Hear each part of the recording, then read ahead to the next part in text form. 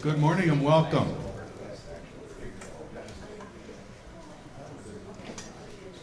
We usually wait another minute or two, but we've got a great turnout. A lot of good energy in the room. Welcome to the November meeting.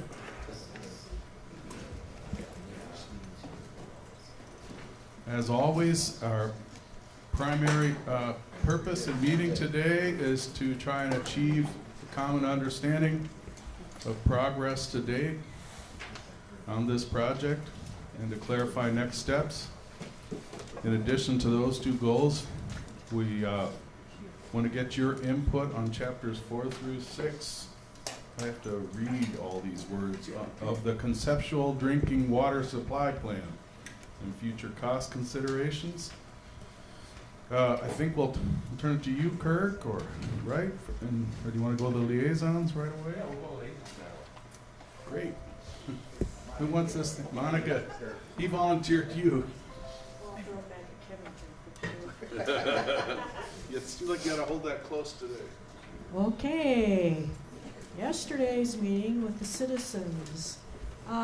We had asked about how the public meetings had gone, and evidently there wasn't a whole lot of discussion there. And again, I had asked the question because sometimes, yeah, the presentation was taped, but sometimes it's the before and after meeting that has more questions, but that sounded like it went pretty well.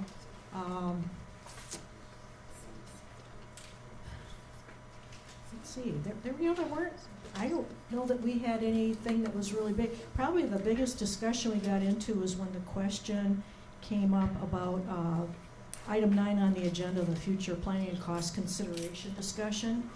There was a lot of discussion there, and it wasn't people mad, but it got a little bit warm. I think a lot of it is many of the citizen group don't have a feeling for, the question was, okay, if there's future development like Woodbury and Lake, different areas we know there's still open land and development coming, and how are the costs going to be dealt with on those future projects? And there wasn't a lot of, I don't know that a lot of the folks had actually participated or understood how some of the times some of the development stuff occurs.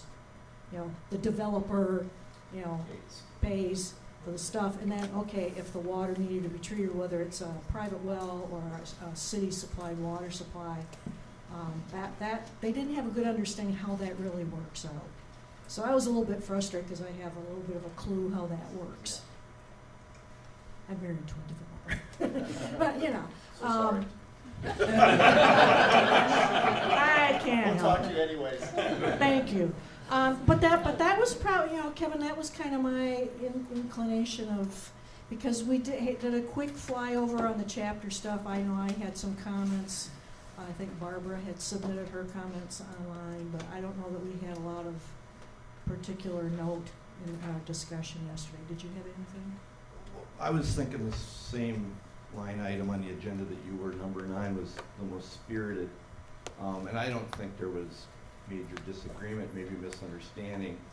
There's strong feelings about this money being used for development, and I think what I'm looking forward from this group, especially with Clint and some others that have a lot to do with development, and where should this line be drawn in the sand on the paper, where the developer is paying the cost, and obviously what that means is eventually the homeowner pays the cost, or our fund, 3M funds appropriate. So we got to figure out a line for that, and I think it's going to be a different line for the residential style development as opposed to more of an Afton style rural type development. And we ran a little low on time yesterday too, so that spirited conversation wasn't allowed to really get to some kind of a conclusion, but staff's looking for direction, so I think we'll look forward to getting to that this morning and seeing how that comes out. I'm interested in what some of the folks in this room are going to say about that also. And then the Minnesota Water Well Association presentation, I think you're going to enjoy. I found it very interesting and learned something, which at this age doesn't happen very often. So that's about all I got to add. Is that going to include an interpretive dance? 2. There's an intermission for people to grab some water and come back. Oh, hey. Well, thanks, everyone. Just a quick reminder, there was an email update and anything there to follow up on. One of the things that I don't think was in the email update, and is probably pretty interesting to this group and not since in business, is the local capacity grants, re-upping for next year, are already in the process. And so you'll be seeing that coming up fairly soon to renew those. And just let us know how that process goes. If you're seeing anything as we go in for those renewals, anything that needs to change for the next go around, let us know. As we go, I know we've got a little bit of time to do that, but the end of the year is coming quick. So other than that, any questions from the updates that you guys had? You know, just in response to, you know, the citizen business group, I mean, would it be helpful for some of us developing communities to make a presentation to help them really understand how development works, who pays, how the funding structure works, how our comp plan works, how the MUSA boundary works, you know, of how that happens, because we have answers to all of those questions. And so, I mean, I would rather have them informed and well educated and not misunderstanding how the funds would be used, or if there's a fear of a misappropriation of them. I'd rather be upfront with them if that would be helpful. It really will, because again, I think a lot of those folks just have never been involved in that. I think whenever we expect that group to re-enter that conversation, it would probably be good to lead with that. You know, the 15 minutes it might take or something to kind of roll through that. Actually, there was a lot of conversation about comp plans and the reason and the importance of it, Met Council's role in the comp plan process, and base all of that. That would be a good idea. And then, would there be any value in some short version of that or summary to make sure everybody in this group's on the same page in terms of what they heard? I don't know, just Probably, because my concern with that, I think, or one of the things we just want to maybe be mindful of, is that we may approach it differently in our communities, so we want to make sure that we're capturing all of that.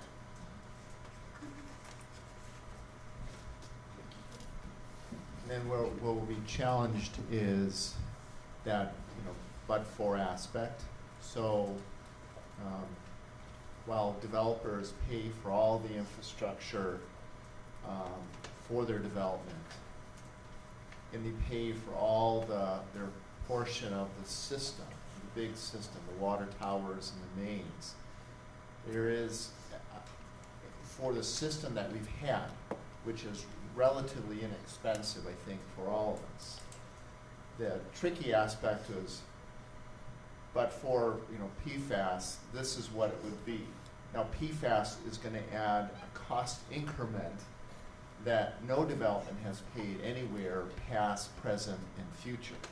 So I think that's where development kicks in, is it's certainly not going to pay for anything that development pays for, but that cost increase that new development will incur because of PFAS that is not part of our area charges will have to be an element of conversation.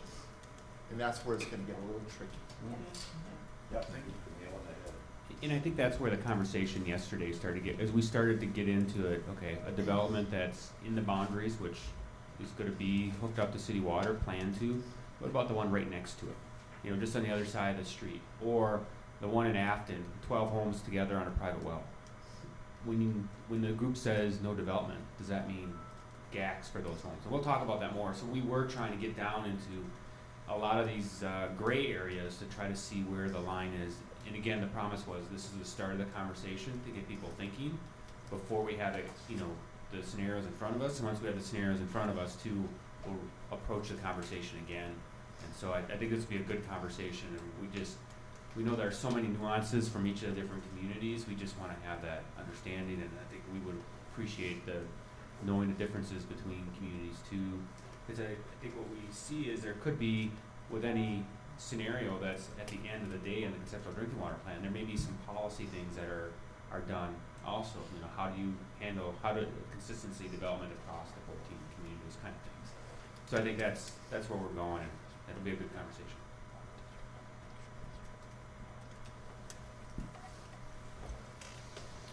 Thank you. Anything else from you folks? Are we in the other questions section then? Sure. That can include everything, I hope. So at the last meeting, we had a presentation about the 1007 project, and it was my understanding from that meeting that no decisions had been made with respect to what would happen there. It was more kind of background information.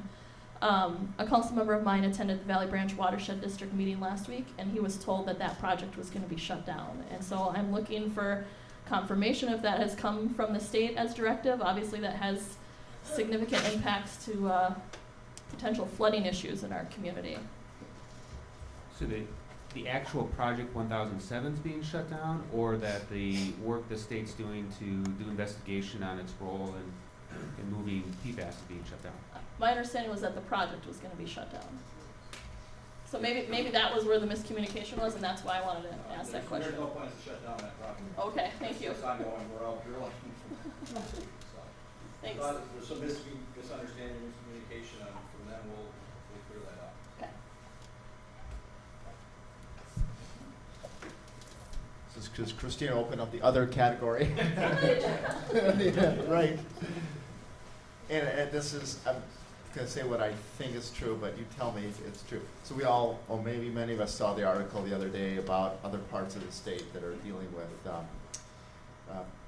PFAS and firefighting foam, and there was some reference in the article to this settlement fund.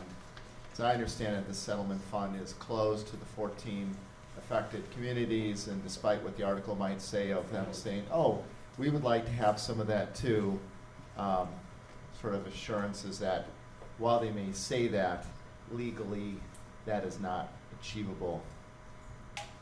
I smile because I knew this question was coming. As we all read it, the emails back and forth, what? So let's give a little history back here. Actually, this all started with Bemidji. As many may know, Bemidji has a number of wells that are impacted because of the airport next door and the use of firefighting foam. That's impacted the public drinking water wells, but I don't believe we have any private wells being impacted at this point. So they're moving forward with a treatment system.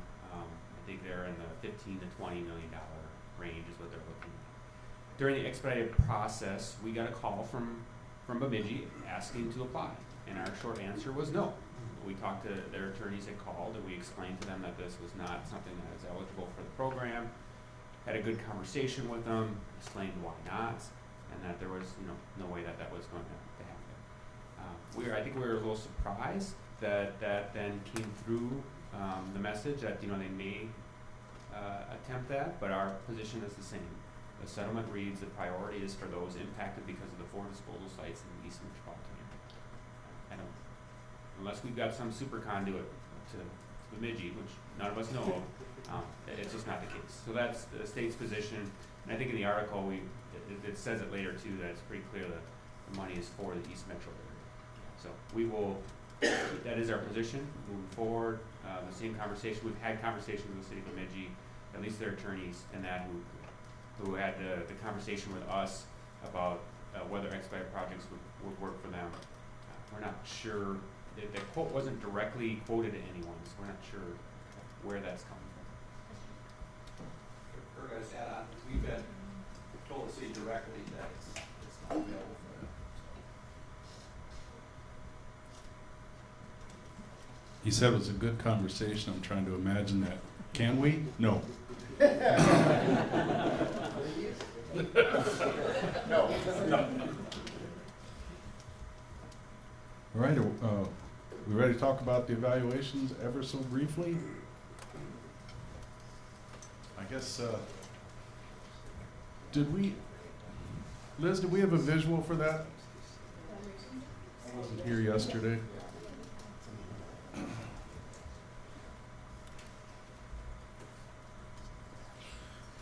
Thank you so much for the time you take to do this. I work in our continuous improvement group, and we really do want better government. That requires people to, in addition to all the other things we have you busy doing, requires you to take a few minutes to provide feedback. So as you can see, the blue bars represent April evaluations, and the orange bars represent October. They're a little lower this time. Maybe you have ideas about what that's about, but we certainly want to hear from you. We're going to ask about your ideas in a moment, but we also really value the comments. One of them indicated that you're not always clear where the action items are and all the stuff you have to read. So we're going to make every effort, beginning with this meeting, to highlight action items for you folks at the top of the reading material so you'll know what to do. Also, we think it will help to provide a clear explanation with each agenda item in terms of what it is, what we're doing with it, and how it fits into the larger settlement picture. Other than that, do any of you have any ideas about how to improve the meetings or the process, or what the feedback means? You also can provide that later if something comes to mind, but Hey, Bill, just a clarification too, though, there's two different groups. Maybe Terrell can explain the two different groups. we're looking at the wrong one, huh? Yeah, Sorry. Our scores on this one are better in this group. We're the kinder, We're happy gentler about that. group. What's that? We're the kinder, gentler group. Yeah.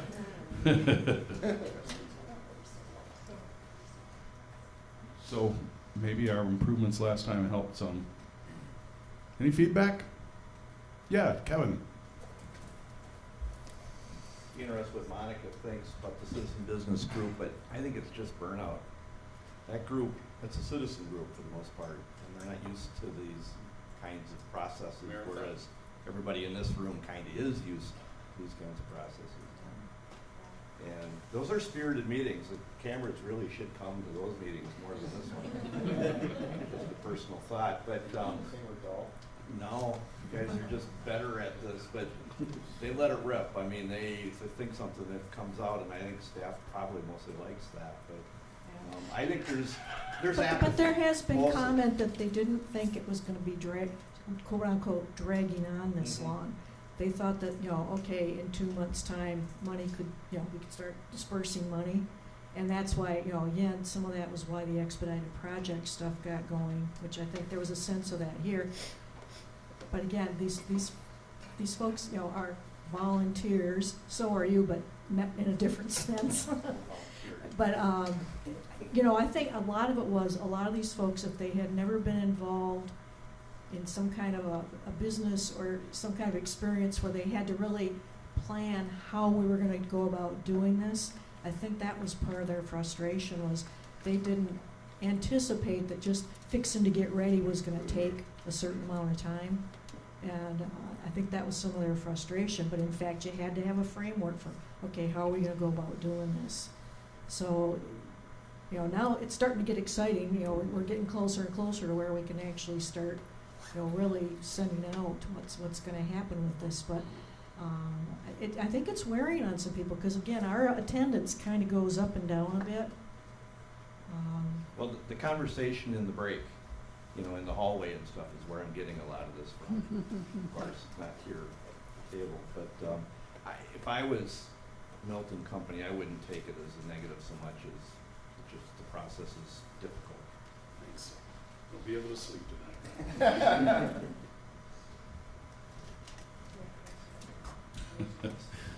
Thank you. So if you do have any ideas about improving this process, let us know. They have a direct line to you, Liz, or? Yes, sir, Or Walker, okay, great, thank you. With that, we can move to David.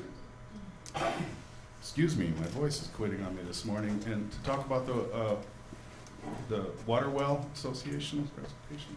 Hopefully we'll just talk about the association. Right. We'll talk about private water. Yeah. Well, I'm old, my mind doesn't always work like it should. Thanks, Bill. Okay, so my name is David Henrik. I'm the president of Burgess & Caswell Incorporated. We're a full-service water well contractor in West Metro. Been around since 1948. Some of you in here have worked with our company because we help work on your wells. So some of the folks are like, oh, hey, we work for that. So hopefully I won't take myself out at the knees and get put on the no bid list. But we're gonna, and I'm also the president of the Minnesota Water Well Association, past president of the National Groundwater Association. And we're gonna focus in on something that, in my experience over the last few years, working even on a national level, that people really aren't focusing on, and that's the private water system. And a lot of it has to do with, I think people just misunderstand exactly what it takes and what private water systems in Minnesota actually have accomplished over their existence. And this is, I mean, Minnesota is a groundwater state. 74% of our citizens get their water from the ground, which is something we should be proud of. And some people, I think, just don't understand the value of having good, reliable groundwater resources. And so we're going to mainly, and just so you know, some of this stuff may sound like I'm really pushing one way or the other. I'm really just kind of advocating for this side today because I know a lot of you in here have worked on public water systems, commercial water supplies. You guys have been you guys are inundated with that information all the time. And hopefully I can just kind of help improve your understanding of wells, because there's a huge disconnect between what private water systems, what people think private water systems are, and what private water systems actually are. And you can go and just Google what is a water well. And if you go look at the pictures that Google comes up with, you're going to see a whole bunch of hand-dug wells with those cute little, hand crank, throw the bucket in the well and then bring the water back up, or the hand pump that you see at the county park. You're going to see a lot of images like that. You're going to have to scroll a few pages to find your first representative diagrams of what a modern private water system looks like. And Google doesn't make information, right? It's just kind of like our collective conscience. It directs us to what people think the right answers are. And so, thinking about if Google is a representative, or represents our collective conscience, we just don't know a lot about private water systems because there's a lot more that goes into them. They don't happen by accident. And looking at the community that does that in Minnesota, there's 545 licensed contractors in the state. They serve 1.2 million private water users. Okay.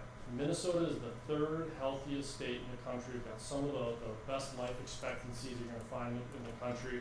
And you can't do that if 20% of your population is on an inferior water source. So just thinking about from the 30,000 foot level, the private water systems in the state have helped people ensure healthy, reliable water resources. Now, our industry played an integral part, and we're going to kind of get to the code and enforcement model that's behind it. We played an integral part in developing the state well construction code, which has been continually evolved since 1974. The latest revision in 2008 really improved the process even further. This is a national leading code, and we helped the groundwater contracting community helped build that. Our groundwater contractors regularly churn out national leaders. The National Groundwater Association is an 11,000 member organization of scientists, engineers, contractors, manufacturers, and suppliers. Our contracting community has churned out 4 leaders since the year 2000. We've got one more in the pipe right now. Every 5 years, we generate national leading talent out of this community. We've had McElhaney lecturers come out of this state. People are active and leading other groundwater associations on a national level. We've worked with, specifically worked with Representative McCollum to authorize and fund the National Groundwater Monitoring Network, because our organization has always believed that we need to have good data in order to make good decisions about what we do with groundwater.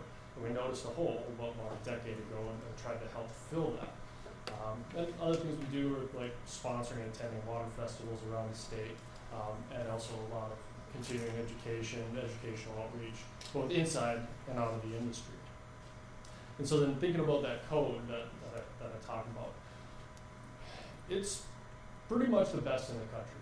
Between the logical enforcement model, the wells section at the Department of Health, and how they interact with the well contracting community, we've got one of the best ecosystems you're going to find. And I'm speaking from experience. I've traveled and met with contractors all over the country. We've got more inspectors per installations than anybody else. We've got better standards, we've got a logical model, we've got an education first enforcement plan where you try to get people to get in line before you go ahead and write them a bunch of tickets. And really, it's worked out because I've heard numbers as high as 98% compliance on inspected wells. So, you know, as people are thinking about what private wells are and what we're doing, sometimes when we're kind of inside our own fishbowl, we don't really know what the rest of the field looks like. Know that Minnesota is on the leading edge of doing this, doing private wells anywhere. So just looking at one of the things I'll specifically bring up because I think it's relevant to the issues of PFAS over here in the East Metro, is grouting rules. In 1991, we significantly improved the grouting requirements in private water systems. But one of the places that had a really positive impact was in the southeast part of the state, where there was a nitrate issue. You know, people were hammering in 10 feet of casing, and then people wondered, well, why do I have nitrates in my well? Well, when we increased casing depth, improved the grouting standards, those positive nitrate hits went from something like in the double digits of percents of wells that have high nitrate hits to less than 1% of the new wells having high nitrate hits. And as we look at PFAS and what's going on in the aquifers here, where we do have some deeper aquifers that have been informed are not impacted like Mount Simon, you know, we can construct through these contaminated areas to get to the freshwater supplies where we have less impact and require less treatment. And we can improve the standards through things like special well construction areas. When we know that there is, and that's something that comes out of the Department of Health, when we know there's a contamination issue, we've just improved the well standards for that area. And this is part of why our model, how we do private wells in Minnesota works so well, because when we see a problem, we get prescriptive.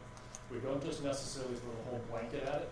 We find the area, find the problem, engineer a solution, and try to find the best way forward. And we work together with the Department of Health, with the agency, to try to understand and evolve that process. But you know, the bottom line I wanted to kind of get across there is that we've got a great industry, we've got a great code, we've got a great agency that's monitoring the situation here, and we should probably try to use that to our advantage. Some of the benefits of private water systems, well, one, they're low loss, low consumption. You know, private systems don't leak, because if they leak, those pumps go bad in a pretty short order, and you find your leak really, really quick. So we don't have a lot of water loss in our systems. When you pair them with the septic system, it's pretty much closed loop. We're not moving or losing a lot of water from one area to another. Everything it really kind of maintains the water cycle in order to make sure we've got sustainable water supplies going forward. And when they're properly installed, they just naturally recycle. And when I'm saying low cost of operation, I'm talking private water systems operate for 10 cents a day. Okay, it's very efficient, the water delivery, just because we don't have to move water long distances. It's really prescriptive. You use as much as you need, and you don't have a lot of excess that goes into it. So when we think about PFAS in private water systems, since we're kind of that closed cycle, we're not moving PFAS around. It stays in one area. As we think about transporting water distances, we could nudge things one way or another. We could expand it, we could move it. There's a lot of things that might happen if we try to import water. And we can largely treat this stuff. Right now, there's a few technologies like GAC, and they're going to improve over time. That's one thing, as I'm dealing with this on a national level, I kind of saw what was coming here a few years ago, and it's just, there was not a lot of time for industry to react to what happened here. It really all the cats got out of the bag at once, and trying to figure out how to logically get in and interact with especially with a diverse and spread out network of people like private water users are, kind of got behind the 8 ball on trying to find what technologies work best. And so I know there's a few out there. We're just kind of focused on the GAC systems and some of our examples. But there's a lot of stuff coming down the pipe. And when we're talking about some of these GAC systems, you can actually go ahead and put metered heads on these. So if you're worried about, and one of the things people worry about particularly POE type systems, is like, well, how do we make sure that people aren't, unintentionally consuming the thing we're trying to treat for? Well, we can modify the technology to make sure that people aren't overusing that media. We can just go ahead and put a metered head in, it moves X amount of gallons, whatever the system's rated for, shuts off. There's ways that we can handle some of that risk, but we need to engage the industry. We need to engage the Minnesota Water Quality Association. I had to do a little more homework in order to find out what those guys are looking for. Because remember, some of this stuff, not necessarily in our purview. The well contract's purview is to put a high performance pipe in the ground, built to a very high standard, test the water that comes out of it, and recommend treatment. That's what's in our purview. Okay, so we got to work with other people, like the Minnesota Water Quality Association, to understand what are the next steps, what are the other options, because that's their expertise. And so when we're looking at the cost to do those whole house treatment systems, we're looking at install costs of around $2,000 and about $800 a year in service. And we'll come back to that later in a little case study down here. So some of the issues with some of the current plans, including importing water and going ahead and just using people's current septic systems, really it comes down to, if we're going to import water to places, we're probably going to have to bring it back up, which makes the infrastructure costs even higher. Because if we just go ahead and pipe the water out and then try to lose it up through people's septic systems, sooner or later we're going to overuse the system because we're not taking any water out of that area anymore. We're not creating that natural cycle. Now we're just having water go one direction. And we look at some of the climate models coming up, where we're forecasting increased and heavier rain incidents and maybe more saturation of the ground. Who knows what's going to happen 5, 10, 15, 20 years down the road. It's something we really need to think about is what does that water cycle look like? Because if all of a sudden we start pushing the water tables up and start impacting people's drain fields and other things, now all of a sudden 10 or 15 years down the road, people are going to have to put in new septic systems or improved septic systems at that time. There could be some unforeseen costs down the road if we just look at a full import kind of strategy. Another problem with high cap wells. Sometimes having a more moderate approach to how we extract groundwater is more beneficial than going ahead and putting on a bunch of heavy points. Okay, high cap wells have a lot of, not the White Bear Lake thing, that's a whole other conversation, but they showed some connection there between the lower aquifers and that surface water line.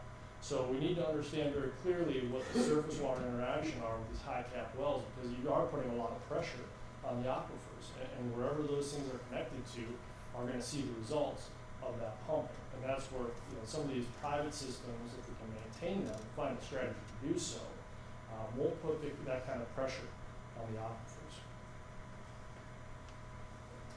So that case study. So there was 139 homes in Cottage Grove that were connected to the public system at a tune of $9.1 million. If we would have looked at something like POE treatment system, we never would have run out of money to do that project. It's shame on me for not doing the math earlier than this morning. But if we would have used that $9.1 million, looked at what we potentially could have done on POE, we could have done the install on those 139 homes for a pretty elaborate treatment system for somewhere around $278,000. So that's the upfront cost, right? That comes up. So now we're left with $8.8 million. The interest on $8.8 million, even at something like 3%, is somewhere around $900,000 a year. It would cost $111,000 a year to switch out and service those treatment systems. So you would have had a net increase of about $800,000 a year if we would have investigated the POE solutions. All right, there is a serious financial case to figure this out. And beyond that, this is the bottom line of it. You're not going to be able to pipe them all. Okay, nobody. I'm telling you, nobody that I know of, and this comes from a guy who's pretty good at what he did with the National Groundwater Association, who put out one of the preeminent manuals on PFAS detection treatment, and had one of the first playbooks for it. Nobody is looking at what does an appropriate program look like. They're not even qualified. People are just flat out saying, TOE will never work, and then just move on. But the reality is, you're going to have to figure it out. Because there's gonna be one house that's on 100 acres somewhere that you're not gonna be able to get to. You're gonna have to figure out what does good enough look like. And we need to prescribe that. We need to see if the industry can meet that. And that's, if I was offering a challenge to this group and the people that are working on that, that would be it. Because I can't get anybody to sit down and say, what does good enough look like? So we just kind of keep on throwing out ideas. Does this sound good enough? Does this sound good enough? But if you prescribe it and can figure it out, you know, people say, well, someone has to administer that program. Well, yeah, $800,000 a year to figure out how to administer a program like that. But I think we can figure out, the money's there if we look at that solution.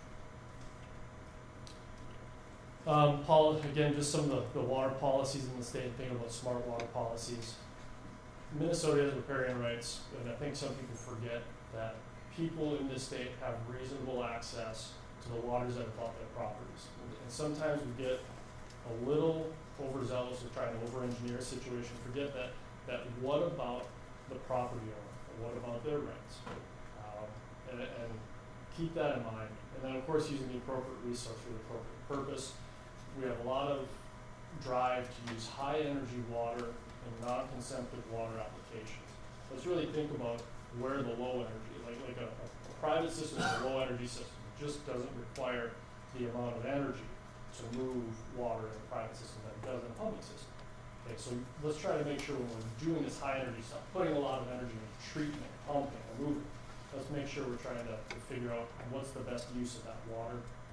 Keep infrastructure manageable. I've spent a lot of time advocating in DC for our industry, and one of the things we always ask for is an increase in infrastructure funding. So we're already trying to find more money to manage the infrastructure we have. Let's make sure whatever we do in the future, we can maintain. Focus on land use and aquifer recharge, and of course, water testing, test. Looking at water use in Minnesota over the years, I don't want to, not a lot to see here other than private water supplies. Pretty small part of the wedge. The thing to really consider though is the per day use. Private water systems have a tendency to only use, and this is from USGS data, 66.8 gallons per day per person. It's under the 75 GPD per person that we use in the 5-state standard. Pretty low use compared to a lot of the other water systems that are employed. They just don't. Because people use what they need, instead of having a lot of excess built into the system, you have a tendency to use this. And there's also other caveats, like public water systems serve commercial users and other high volume users. There's some of that in the private well side as well, but it's fair to say that public systems are serving some pretty high demand customers as well. That's just kind of back up on those climate maps. Conclusion, private wells have smaller ecological and carbon impacts. Treatment options exist for whole house solutions. Minnesota has one of the most comprehensive well management systems in the country, and that's private and public. Wells constructed in Minnesota standards are not contamination sources. Private water systems are the most efficient water delivery systems in Minnesota. I can't stress this point enough. The well contracting industry did not contribute to what's going on. We will be an economic impact, we will be an economic casualty if we go ahead and just don't consider how removing all these private water systems are going to affect that industry. And of course, more treatment options will become available as we learn more and find even more out about different types of remedies, different types of filtration options, different media, things like that. It's all, I guarantee you, I've talked to a lot of chemists across the country about this. A lot of those labs are working on this problem right now. The solutions are probably around the corner. We know of some in this state. We know we're piloting some things. So as time moves on, I think we're going to find some better solutions. Thank you. Questions or comments?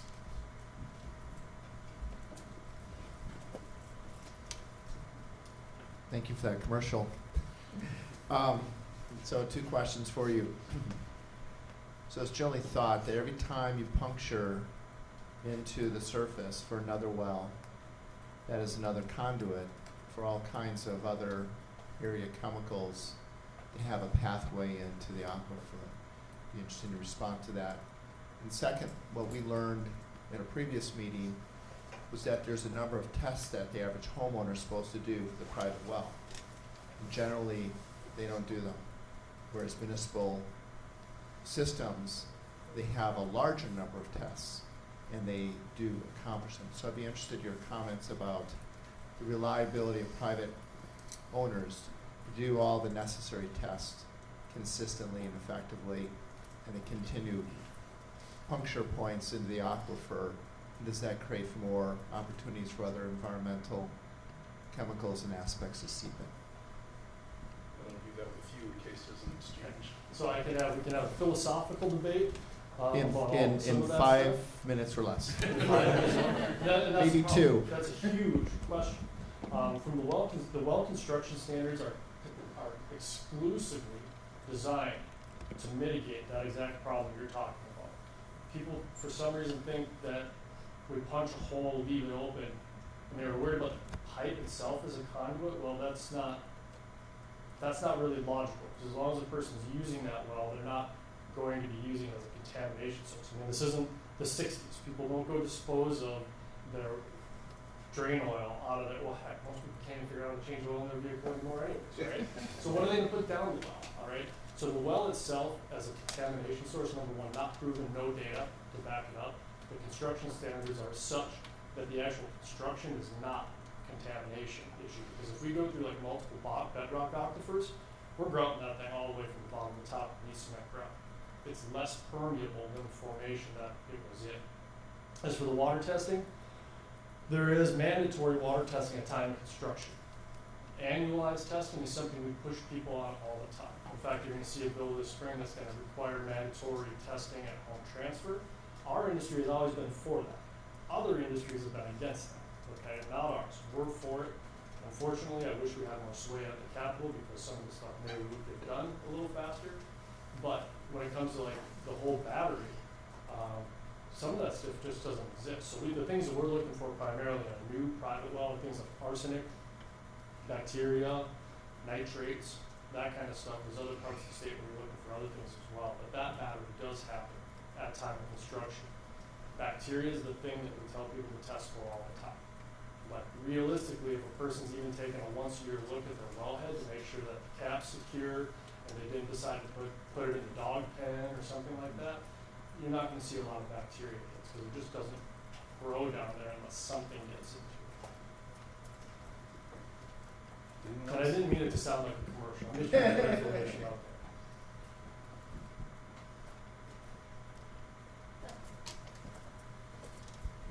I'm thinking a lot about your example from Cottage Grove and the financial analysis you did there, and I'm just concerned that that doesn't really truly adequately address all the costs of the homeowner.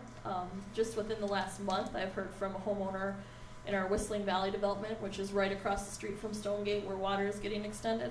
They've had their house on the market. They've had 3 offers in. As soon as they find out they have a GAC filter, those offers go away. And so I think there's other economics that need to be considered in that equation because people are being impacted still. And that wasn't reflected in that analysis that you did. And so I kind of feel compelled to bring that up as an issue that we're hearing about. So why don't people feel that GAC filtration is an appropriate technology to keep that water safe? Where does that opinion come from? Because that is an opinion and not a fact. Sure. I've heard the same thing. Yeah, you're right, but the problem is because from this level, and I'm sorry if it sounds like I'm picking on people in here, but from this level we said it's not good enough. Okay, that's the message that's percolating out beyond the sphere. Okay, and I live inside and outside the sphere. If we come together, design that program, tell people it's good enough, and promote that and achieve that, then you'll see some of that opinion. Because that's simply an opinion. That's public opinion. That's driven from the top to the bottom.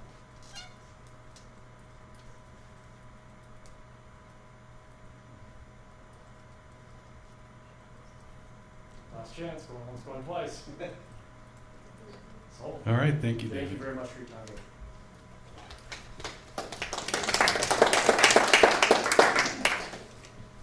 Next, we have Terrell.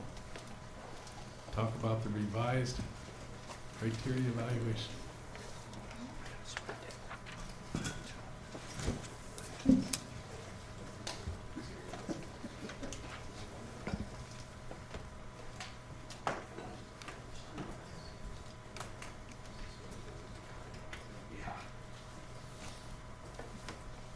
Okay, hello everyone. So I am going to be talking about the changes that we made to the Priority 1 Criteria Evaluation Framework. So as a reminder, this was a document that we drafted a couple months ago, building off of the Evaluation 1 Criteria document that we developed a while back, and we circulated to this group and the other work group for input.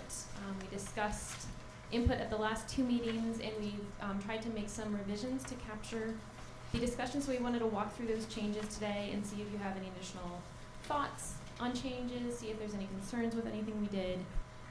We're trying to kind of put this on the shelf, you know, and finalize it, but we can revisit it as needed. All right, so I'm just going to walk through the document and just highlight some of the things that we changed. So if you have any questions, feel free to stop me at any time. And I guess another thing that I'll say that, as we talk about in this kind of the general process for the evaluation, this is really one of the tools the trustees are going to be using to help come up with their recommendation for the scenarios. It's not, it's not going to provide, the specific answer, but we're hoping that it'll help inform their decisions. And if you probably remember, there was a lot of discussion about the where kind of that LGU support comes into this process. And one of the changes that we made was to add, so when the co-trustees, so after they've kind of gone through this evaluation framework, when they're trying to come up with their recommendations, we added in a sentence there, so at this time that the co-trustees will meet with the local government units to discuss whether the good, better, best recommendations are workable for their communities. So really having kind of a check-in at that point to see, where the communities are on the thoughts of these scenarios. We also made some changes to some of the criteria at the very end that also kind of related to public support and planning. So the criteria 18, 19, and 20. We increased the priority of these criteria, and we also made, I think we changed some of the language for 18 and 19 to make it clear that we're talking about, planning, so consistent with plans that are out there. Any thoughts, questions on that piece?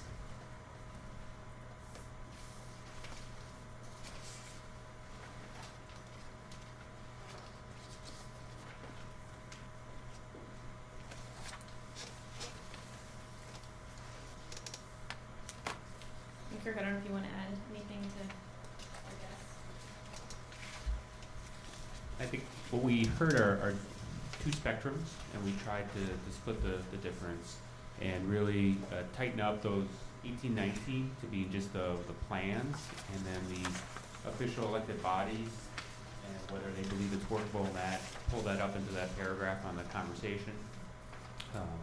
We had folks, some who thought it was wanted a statement like expedited, where everything has to be approved by local unit of government, and then we had others who didn't want that. And, as you can imagine, one work group, citizen business, was more on one side of the issue, and government 3M on the other. And so what we tried to do is incorporate some of both and go down the middle.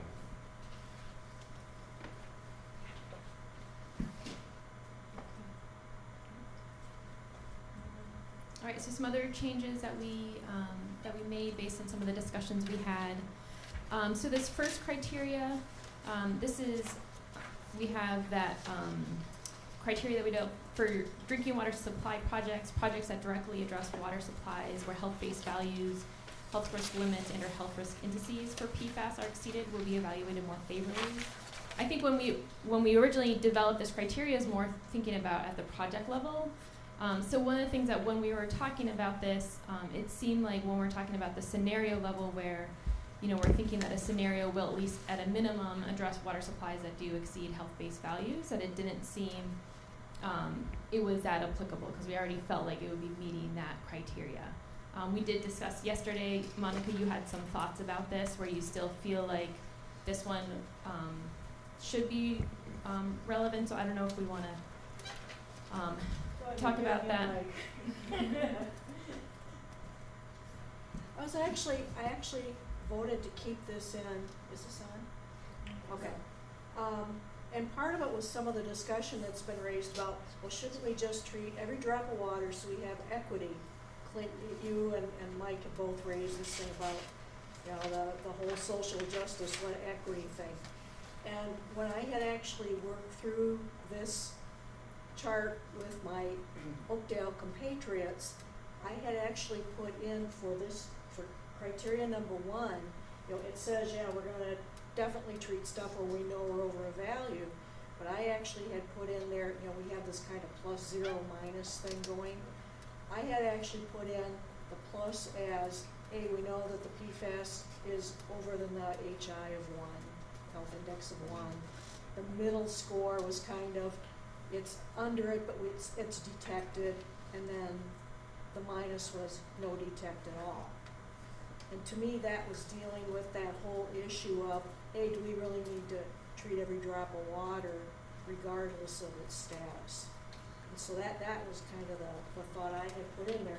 And again, that had a high priority, so it was going to be heavily weighted for, the application. Again, it's kind of tough when you're talking about between the big conceptual things all the way down to the actual projects.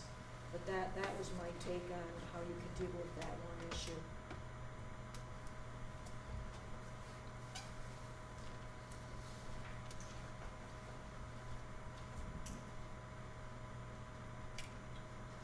Yeah, I think one of the things that I'm struggling with, that when we're talking about the scenario level, we'll be talking about, a whole group of projects for the whole 14 communities. So it seems like, at a minimum, we'll be looking at water supplies that are above those health-based values. So then do you give, then more points for then project, or that scenarios that address both above and below? I think I'm still trying to figure out how you would actually craft that to, I have a comment on that too.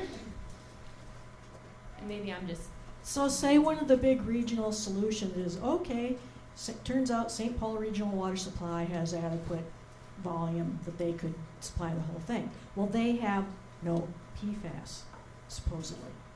So they would get that negative ranking as far as, okay, is it, are we directly dealing with it? I mean, that's kind of the odd thing when you look at it.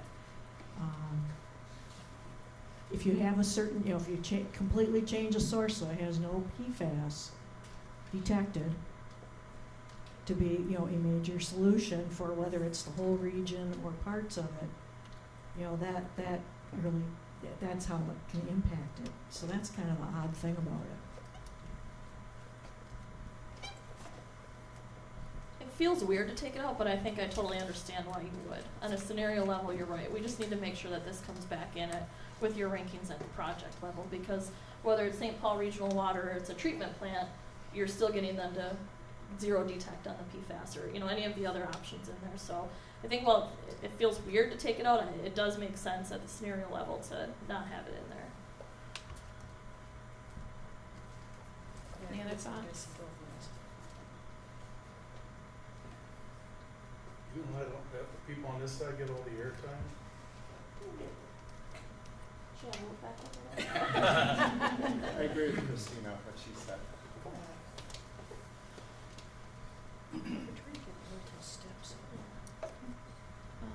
So some of the other changes we made, so we did talk in both of the groups about trying to split up criteria number 7, because it was trying to have it had a lot of different things in there, so we split it up into 7A and 7B. So one that the scenarios would address future water needs, such as population growth, and we had that as a medium priority, and then a scenario addresses future unknown uncertain conditions, such as new contaminants, movement of contaminants, changing health-based values, climate change impacts, and we had that as a high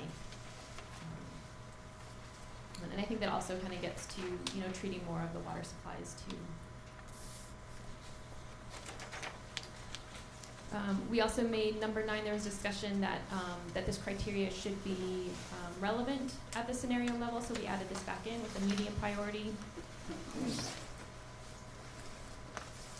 And I think, and then we also then made those changes to 18, 19, and 20 that we talked about.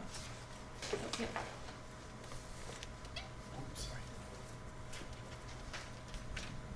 Can you remind me, what is this referring to when it says as reflected by public feedback on the preliminary results summary? I'm not sure I know what that is. Yeah. So one of the things that when we were talking about how are we actually going to tell if these scenarios are generally accepted to the public? And one of the pieces that we did build into the process is to release. So the preliminary results summary is something that Wood will be developing. An output of the modeling of the scenario, so it'll be a kind of summary of the scenarios, including the costing and how much water. Yeah. But we'll be releasing that to the public for public comment. So then we'll be getting public comment, and we'll have a public meeting at that point to present these results of the modeling. So I think that we were hoping to have that help inform, you know, where kind of get the pulse of the public on that. So it's basically the scenario results, but we've been using the term preliminary results summary for that. But we'll have a public meeting in January, February to get feedback from them on that.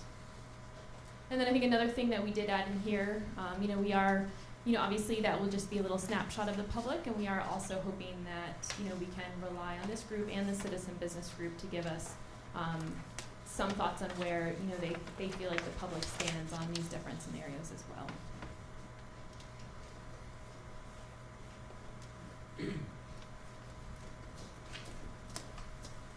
So it's nothing to do with 1 through 20, but kind of to your earlier comment about the group being citizen business group being tired.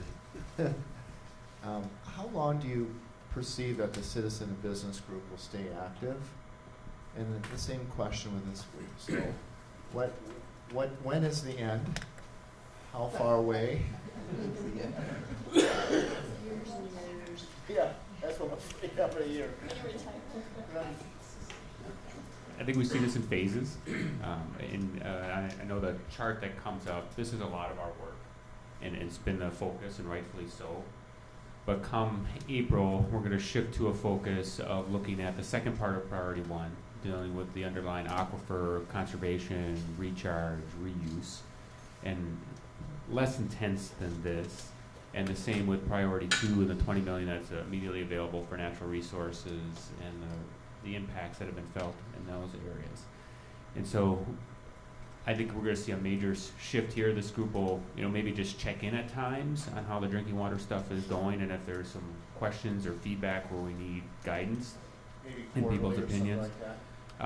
Yeah, and I don't know how, we're still figuring out what those SGs, subgroup 2, dealing with the conservation, recharge, reuse, and then the natural resources one, how often they're going to need to meet. So we don't have that yet, but it's really going to be another phase, and the hope would be that would be less frequent, although, you know, we said that this would not be every month, and so I don't want to make a promise because I'm not an expert on the priority 2 stuff. It may be just as in depth of it and need either SG3 or that to meet often.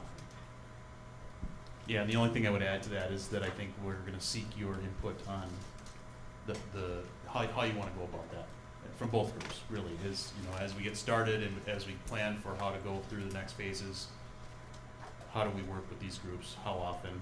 I think let's have those conversations together.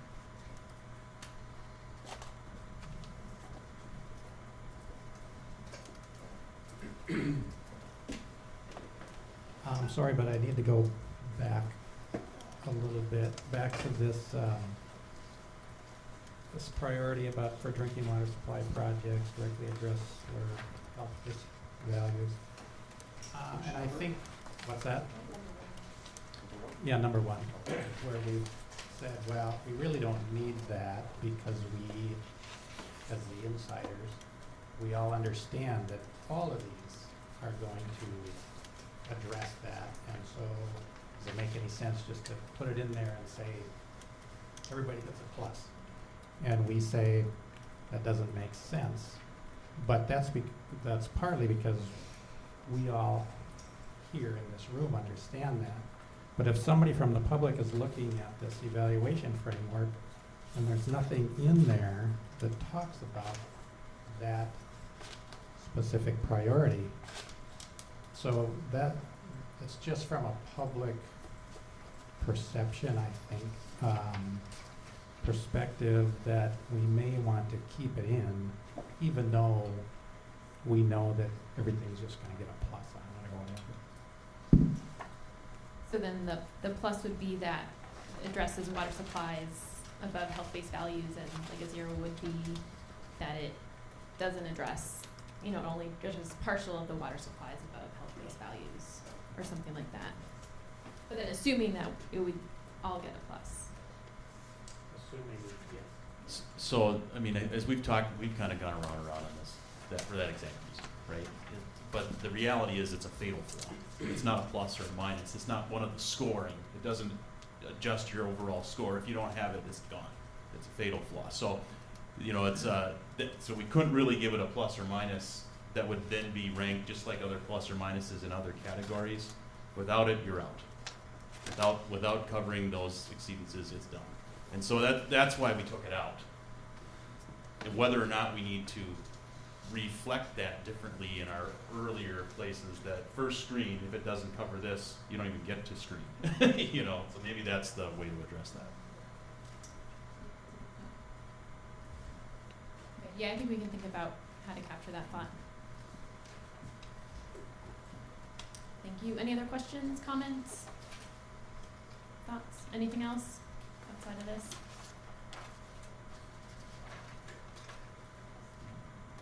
All right. All right, if you Thank you. please hand the microphone over to Terrell. Got it.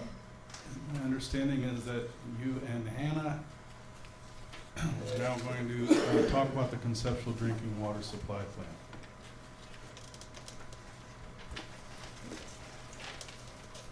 Sorry, let me slide. All right, so, oh yeah. But okay. All right, so yes, as you probably noticed, we distributed chapters 1 through 6 of the conceptual drinking water supply plan draft chapters last week. So I just wanted to provide, let me go to the next slide. So I just wanted to provide an update on just where we are with these chapters.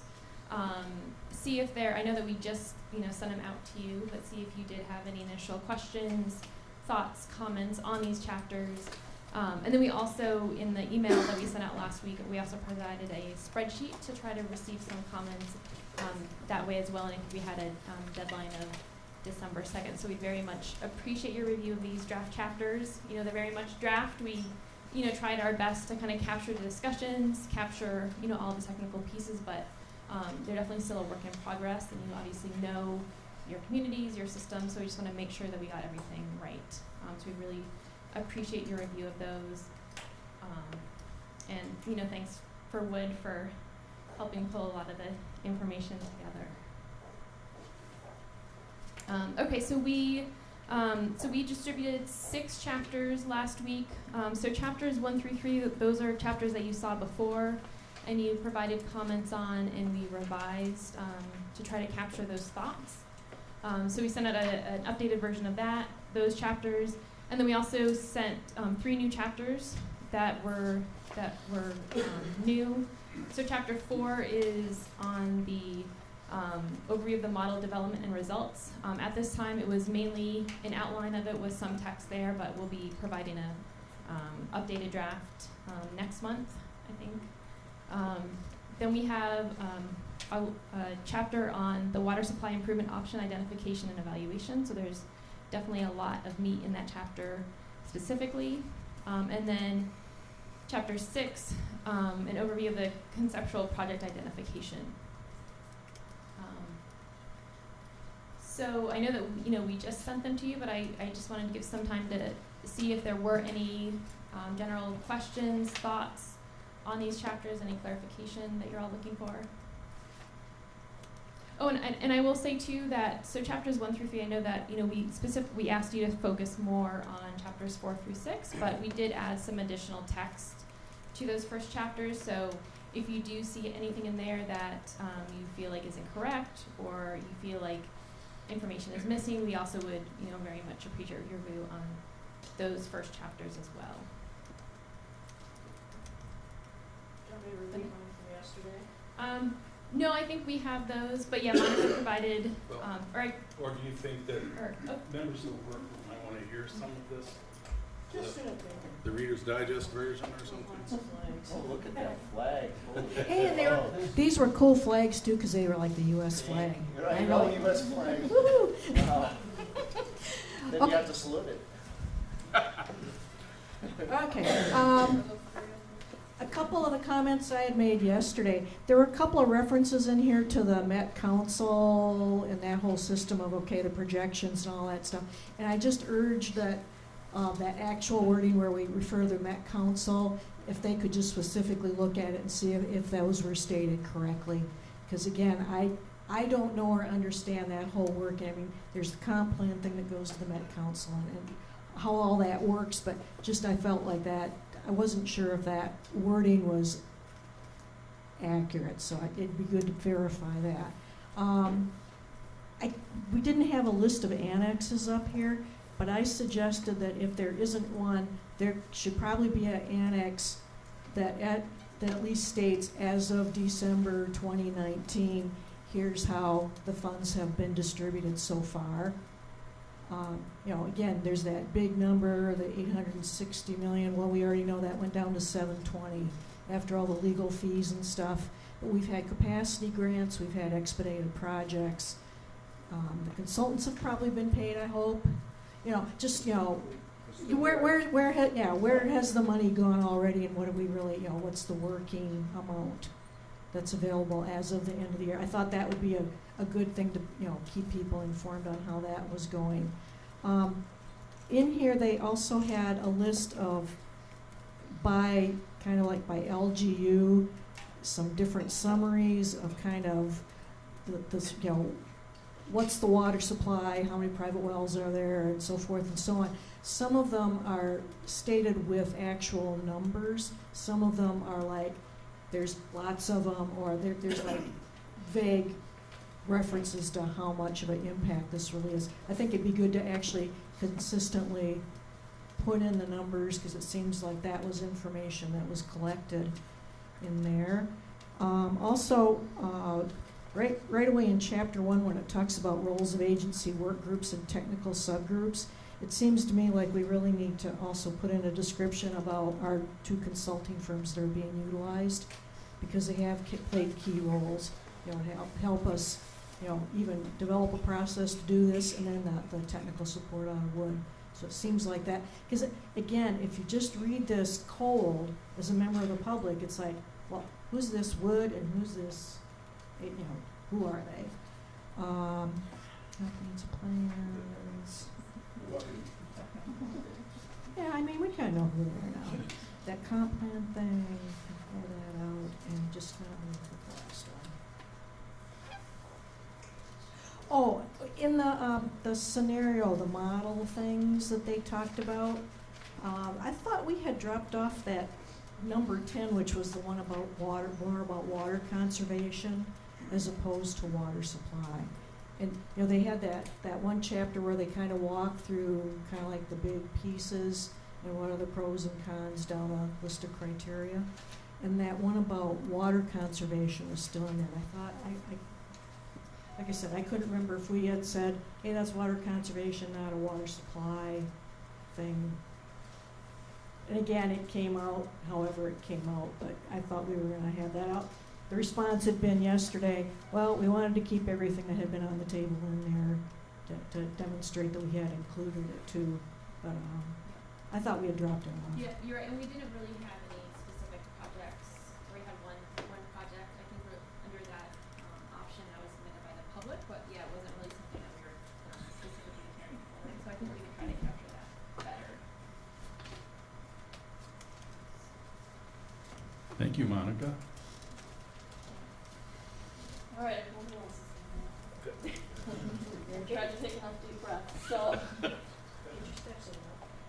I'm very concerned with this information that came out, and I feel that there might be a fatal flaw in the process, quite frankly. It's curious to me that we haven't done the model work, and yet we already have recommendations and rankings. I've been asking this group, I even went and asked the Northeast Groundwater Management Group 2 weeks ago to tell me if a well in Lake Elmo is going to impact White Bear Lake. I have not gotten that data, yet we're already discounting that option here. So I think I have some real concerns about how we got to this point without having presented that data to any of the groups. I've asked my engineer if it got presented to the technical subgroup yesterday when I saw him, and it hasn't. And so I'm really worried that we've already decided that Lake Elmo is better off to go to surface water than to do their own wells. And we're willing to say that, even though we also say that St. Paul Regional Water doesn't have the capacity to service, even though Lake Elmo can't connect right to St. Paul Regional Water, and all of the other factors that go into surface water. So I just want to express my extreme disappointment that this happened, that we aren't making decisions based on data, is what I feel like, because I can't even get the data from anybody that I ask. Whoever it is in the DNR, they keep pointing the finger to the other group about whether or not there's an impact on White Bear Lake. If it's going to be sufficient to build out the St. Paul Regional Water System so they can provide the capacity, then let's also consider running a pipe up to White Bear Lake to give them the extra water that I've got flooding homes as an option to let us put in another well. Because I just really think that those two scenarios were presented in a biased way in Chapter 5. And that led to that ultimate chart at the end there. And just the simple fact that we don't have the data to back that up is really concerning to me. So I hope that before we move any of this forward any more, that we get that data so that we all know what's going on and can make those, I think it says objective decisions, but it sure feels subjective to me when we don't have that data. So Start at the high level and the more technical model. Sure. But there's been no decisions made, and I know reading through the documents and that, for instance, the specific ones of new wells in Lake Elmo being put in, and we run through the models and the scenarios. There has been no decision. I've read the documents through myself a couple times and don't see that, how it's made the decision, or any rankings I mean, of. how do you explain page 16 in Chapter 5 then, the chart, where you've got the green, yellow, and red? How do you, if no decisions have been, I'm sorry, if no decisions, I mean, Yeah. that's what I'm looking at, Kirk, is clearly there's been some ranking at a high level. Based upon that chart on page 16 of Chapter 5, there's been some ranking and some level of decision making. And I guess that's what I'm responding to, is that chart there. Mhm. Again, there's been no agencies, the agencies haven't made any decisions. I'll have to look again at the specific chart. And it's specifically about the White Bear Lake and how that ties in and the permitting. And I know that's conversations we've had a little bit internally on how to do that as we continue to move forward. So I'm going to turn that part over to Hannah. But again, whether it's the scenarios that you're talking about are still being run through the model. There hasn't been any preference made on one versus the other. Yeah, I can echo that. I think the table was really based on kind of some of the descriptions that are laid out in Chapter 5. So when we're talking about feasibility from a high level, there are certain factors that we are considering, that may influence whether or not that becomes feasible. And I agree with you, we don't know that information yet. We've been in conversations with DNR as well to try and figure out, try to pinpoint it somehow, and it's just not available at this time, really, is what the answer that we've gotten. So it's still on the table. We're still going to be evaluating that with both of our models, looking at exactly what we had talked about in our meetings with you guys, as far as where you want the wells, and to our best ability, we can evaluate with our model how it impacts the lake, but that's not what our model is specifically built to do. They have a model that does that, and there's still a lot of controversy surrounding that 5-mile radius and all of that information. So I don't want you to get the impression that it's discounted or, you know, somehow dropped off the list, but I think that that table specifically where you're seeing like yellow as opposed to green is really just reflecting those challenges. And so that's similar across, you know, other communities like Woodbury. You know, they're restricted where they can put a well because, you know, because of Valley Creek and stuff like that. So, you know, it's not just Lake Elmo that's affected by those kind of things. So I you know, we tried our best to reflect those things from a high level in that table.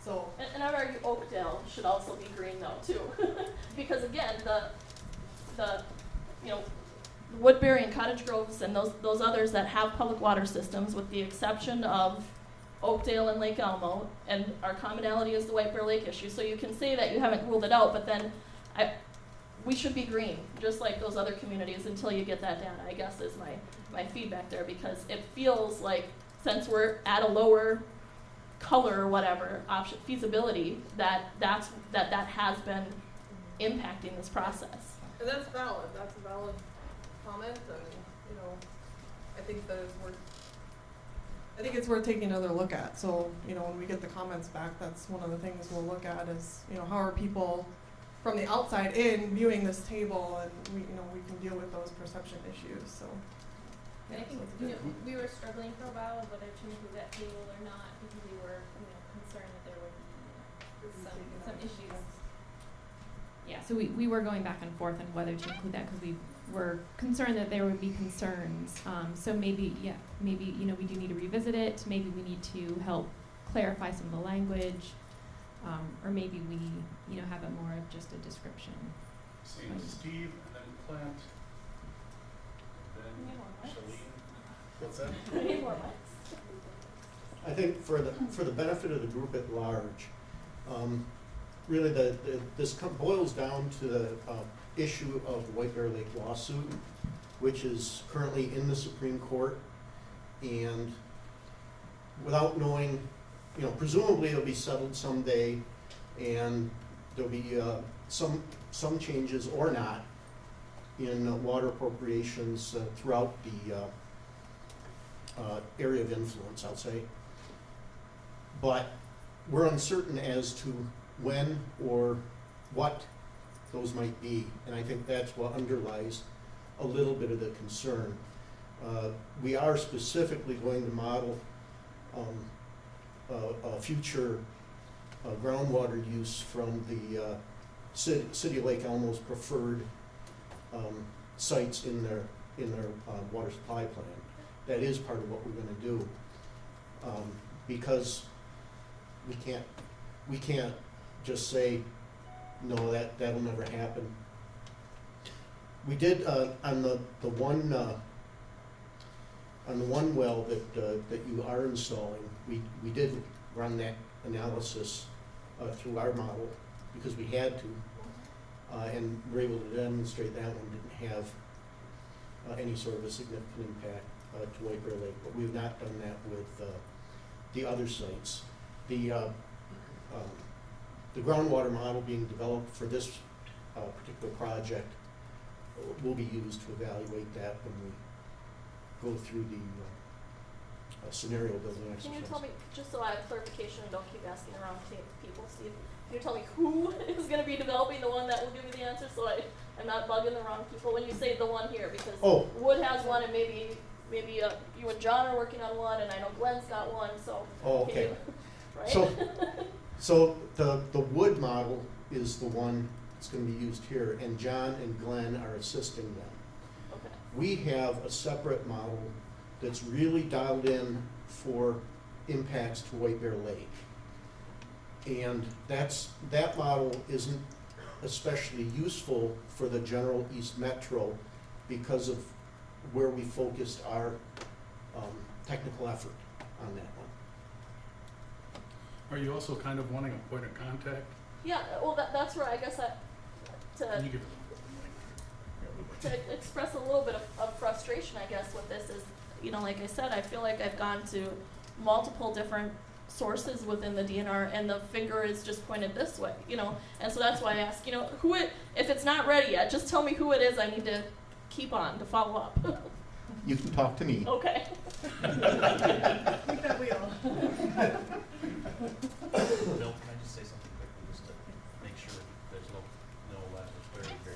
Yeah, I just wanted to follow up with what Steve said and what Kirk said, just so you hear it from the top at DNR, almost top, that we have not made any decisions either.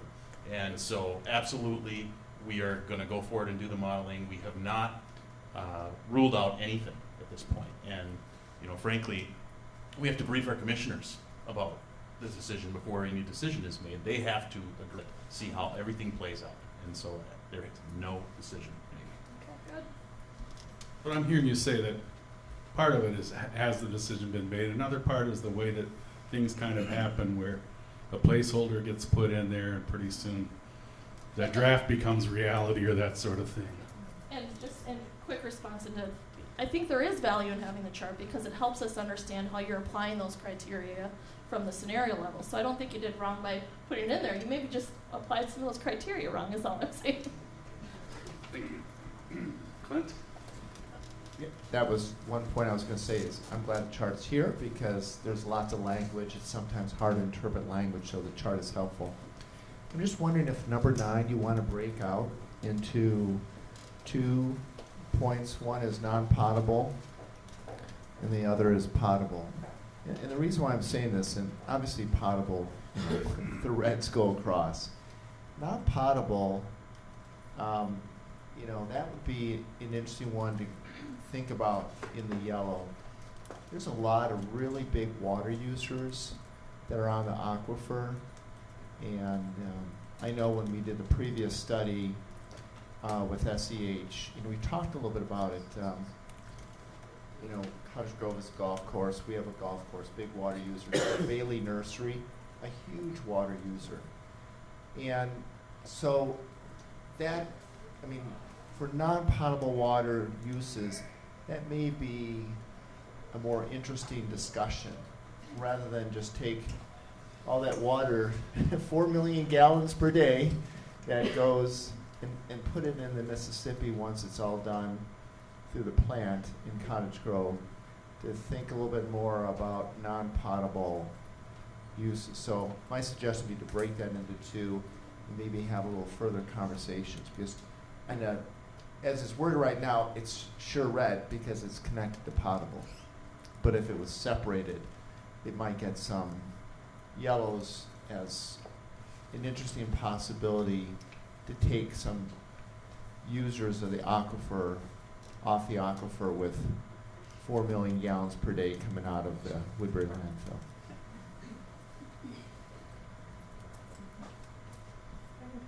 Okay. Oh, did you want to? Sorry, I was the other way already. So let's get your response. She wants to comment on the previous comment. You go ahead and Okay, address so that. yeah, I was just gonna say, so I think for us, when we're looking at this plan as a whole and the goals of the settlement, you know, that non-potable reuse is not a priority necessarily because it's not providing drinking water supply. So I think that's kind of where the cutoff was made for the non-potable use. And it would be a lot of additional work to look at, you know, how do we treat that, you know, it basically be treated to drinking water standards, because if you're using it for irrigation, then it's going back into the aquifer. And so there's a lot of, you know, would basically be treating it to drinking water standards. They're treating it twice though as it is. And they're putting it in the Mississippi River. Right. So it's gotta be some decent level. Right. Oh. So should we just have a little more perspective on the last? Oh, No, I sorry, just sorry. wanted to thank Christina for your comments, because it's about perception as much as it is about reality, first of all. Right. So I appreciate you looking at it with that lens and being spirited about it, because the intention here is to really summarize what Wood is looking at. This information is not influenced by management. This is Wood's technical, independent summary of what it is. We're getting input from DNR for the groundwater model You know, when we're obviously in close collaboration and discussion with PCA and DNR, but this is a wood technical summary, which is why we were hired, because we're neutral in all of this. We're not influence anything in terms of what the results show. And the co-trustees are evaluating it once the preliminary results are within, and it's their evaluation from there forward. So there's no management decision or influence on what this information is, but if the perception is one way, we need to manage the perception, so I appreciate that. Kirk wanted in on the other item? Just on Clint's, just because it's not part of the conceptual drinking water plan, it is still on our radar. And it really is one of those big things to talk about on that second part of priority 1 and the subgroup 2 when we start looking at conservation recharge and that. So there is going to be a place, it's just we're going to get to it. The same with the other WYSIO that was mentioned earlier about the conservation efforts, and that those are just being tabled until we get to the next phase.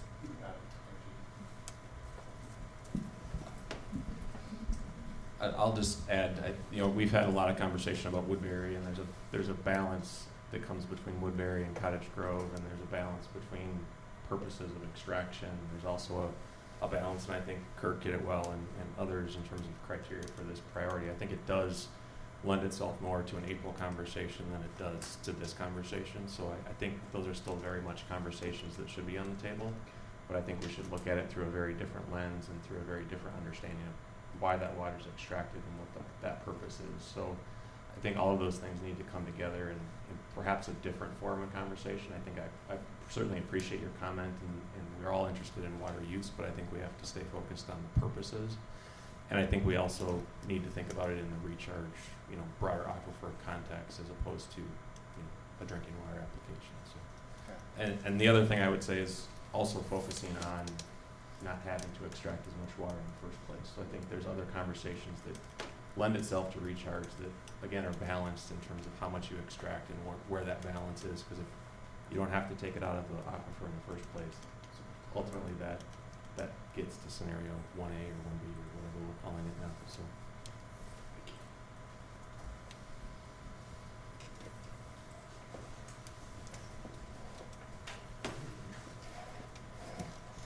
Okay, any other thoughts, comments? All right, thank you for those. And all right, so we are asking for your review. We would really appreciate your review of these chapters. See if there are any red flags, any issues, any things that are incorrect. We really want to try to, fix those and make this something that, that you, will kind of stand behind. So we ask, for right now, since this is still draft, we're still doing editing and formatting of it, but we would like you to focus on just an overall content structure. So really, are there any key pieces of information that you feel like are missing? Is there any information that's incorrect that we should try to revise? Is there anything that's confusing and or needs clarification? Also thinking that this is going to be a public document, so thinking of someone reading this for the first time that's not in the weeds every day. Is there anything that we need to do better there in clarification? Close the business. Okay. Yeah, so we ask that you submit your comments. In the email that Walker sent last week, he had a spreadsheet, so similar spreadsheet that we used for the first round of comments on the chapters. So we ask that you provide your comments via that spreadsheet by COB, close of business, Monday, December 2nd. And then we will be pulling all of these chapters again at the very end, and we'll be circulating that draft plan to you all to review again in early 2020. So thank you for your comments, for your review. And I think we're going to take public comments and take a break. I'm going to do what I always do and invert the order of those things. I figured you'd be able to ask questions and pay attention if you've had a chance to recycle some liquids first. So let's have a 10-minute break here.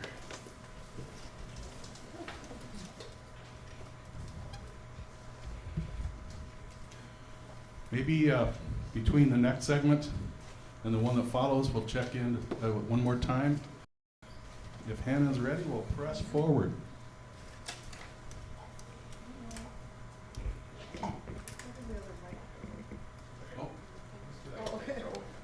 Thanks.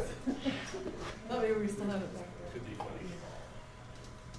All right. So I am going to be giving you all an update on kind of where we're at, where we came from, where we're at, what the work that we've been doing in the meantime since the last meetings, and then kind of where we're headed. So that entails the recap of the scenario development and evaluation process, and giving our progress update. We'll talk about the groundwater model, which we had an issue come up, so we'll discuss that. And then the preliminary results summary, as we've been referring to it, and what's all going to be included.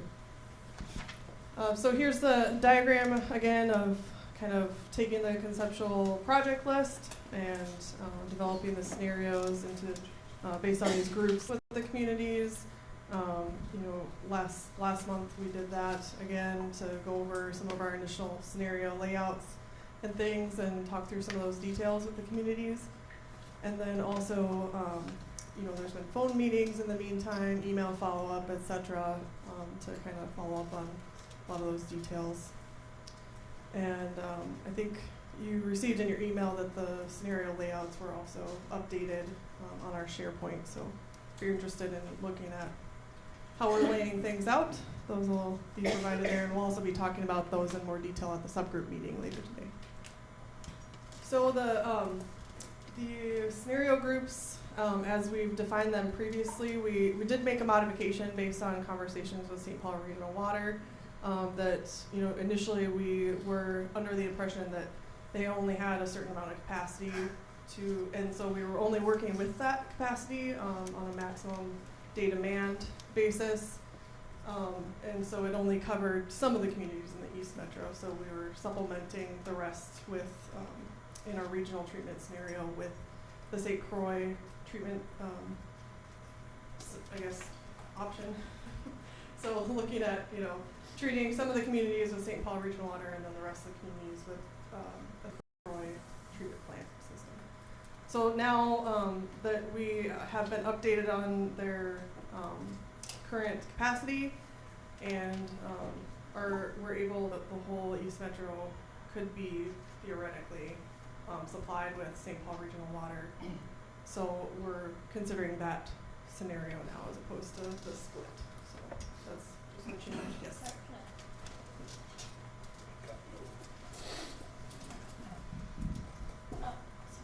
So in the chapters 4 through 6 that we're supposed to review and give comments back, it mentioned about the need for some infrastructure improvements in order to do that? Or are you saying now that this is newer information than that? I'm just trying to understand so that when we do our comments on those chapters, we are responding to the right information. I'm not sure exactly what the text is that you're talking about.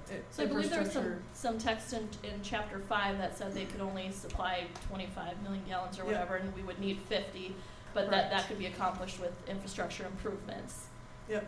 Is that information still accurate, or are you saying that you've learned something new? That would need to be updated. Okay. So that's a good point. I don't hear and everything, so we just kind of settled on this information and kind of confirmed it recently within the last couple of weeks. So I thought we did make some updates based on the new information, but probably we need to look back at that. yeah, right. I think we should, just to make sure it might not be worded. If you're saying that it's not worded, if that's not making sense, then. Anybody else have any concerns, questions? Right. So not really any changes as far as these scenarios, but just adding a couple of caveats. So one being the asterisk is referring to the statement at the bottom, and that's more or less to do with the fact that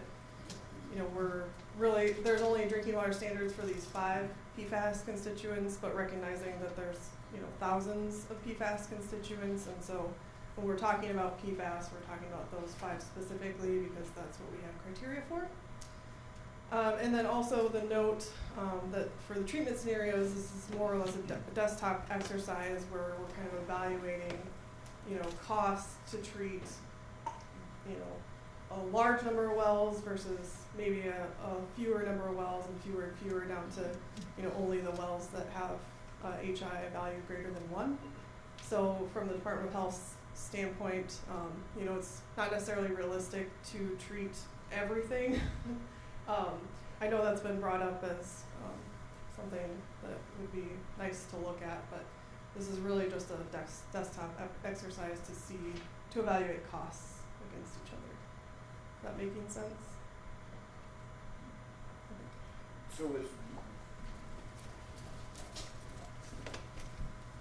So I'm just trying to understand the folder system here and the kind of process you're going through. So when you say it's not possible to treat, quote, everything, is that within this scenario? Because, just going back to my previous discussion on the public perception, the realities of water and mixing and systems that we've got, concept of being served by untreated water in one part of the community, and if there's any sort of income disparities that are occurring within those, is very problematic.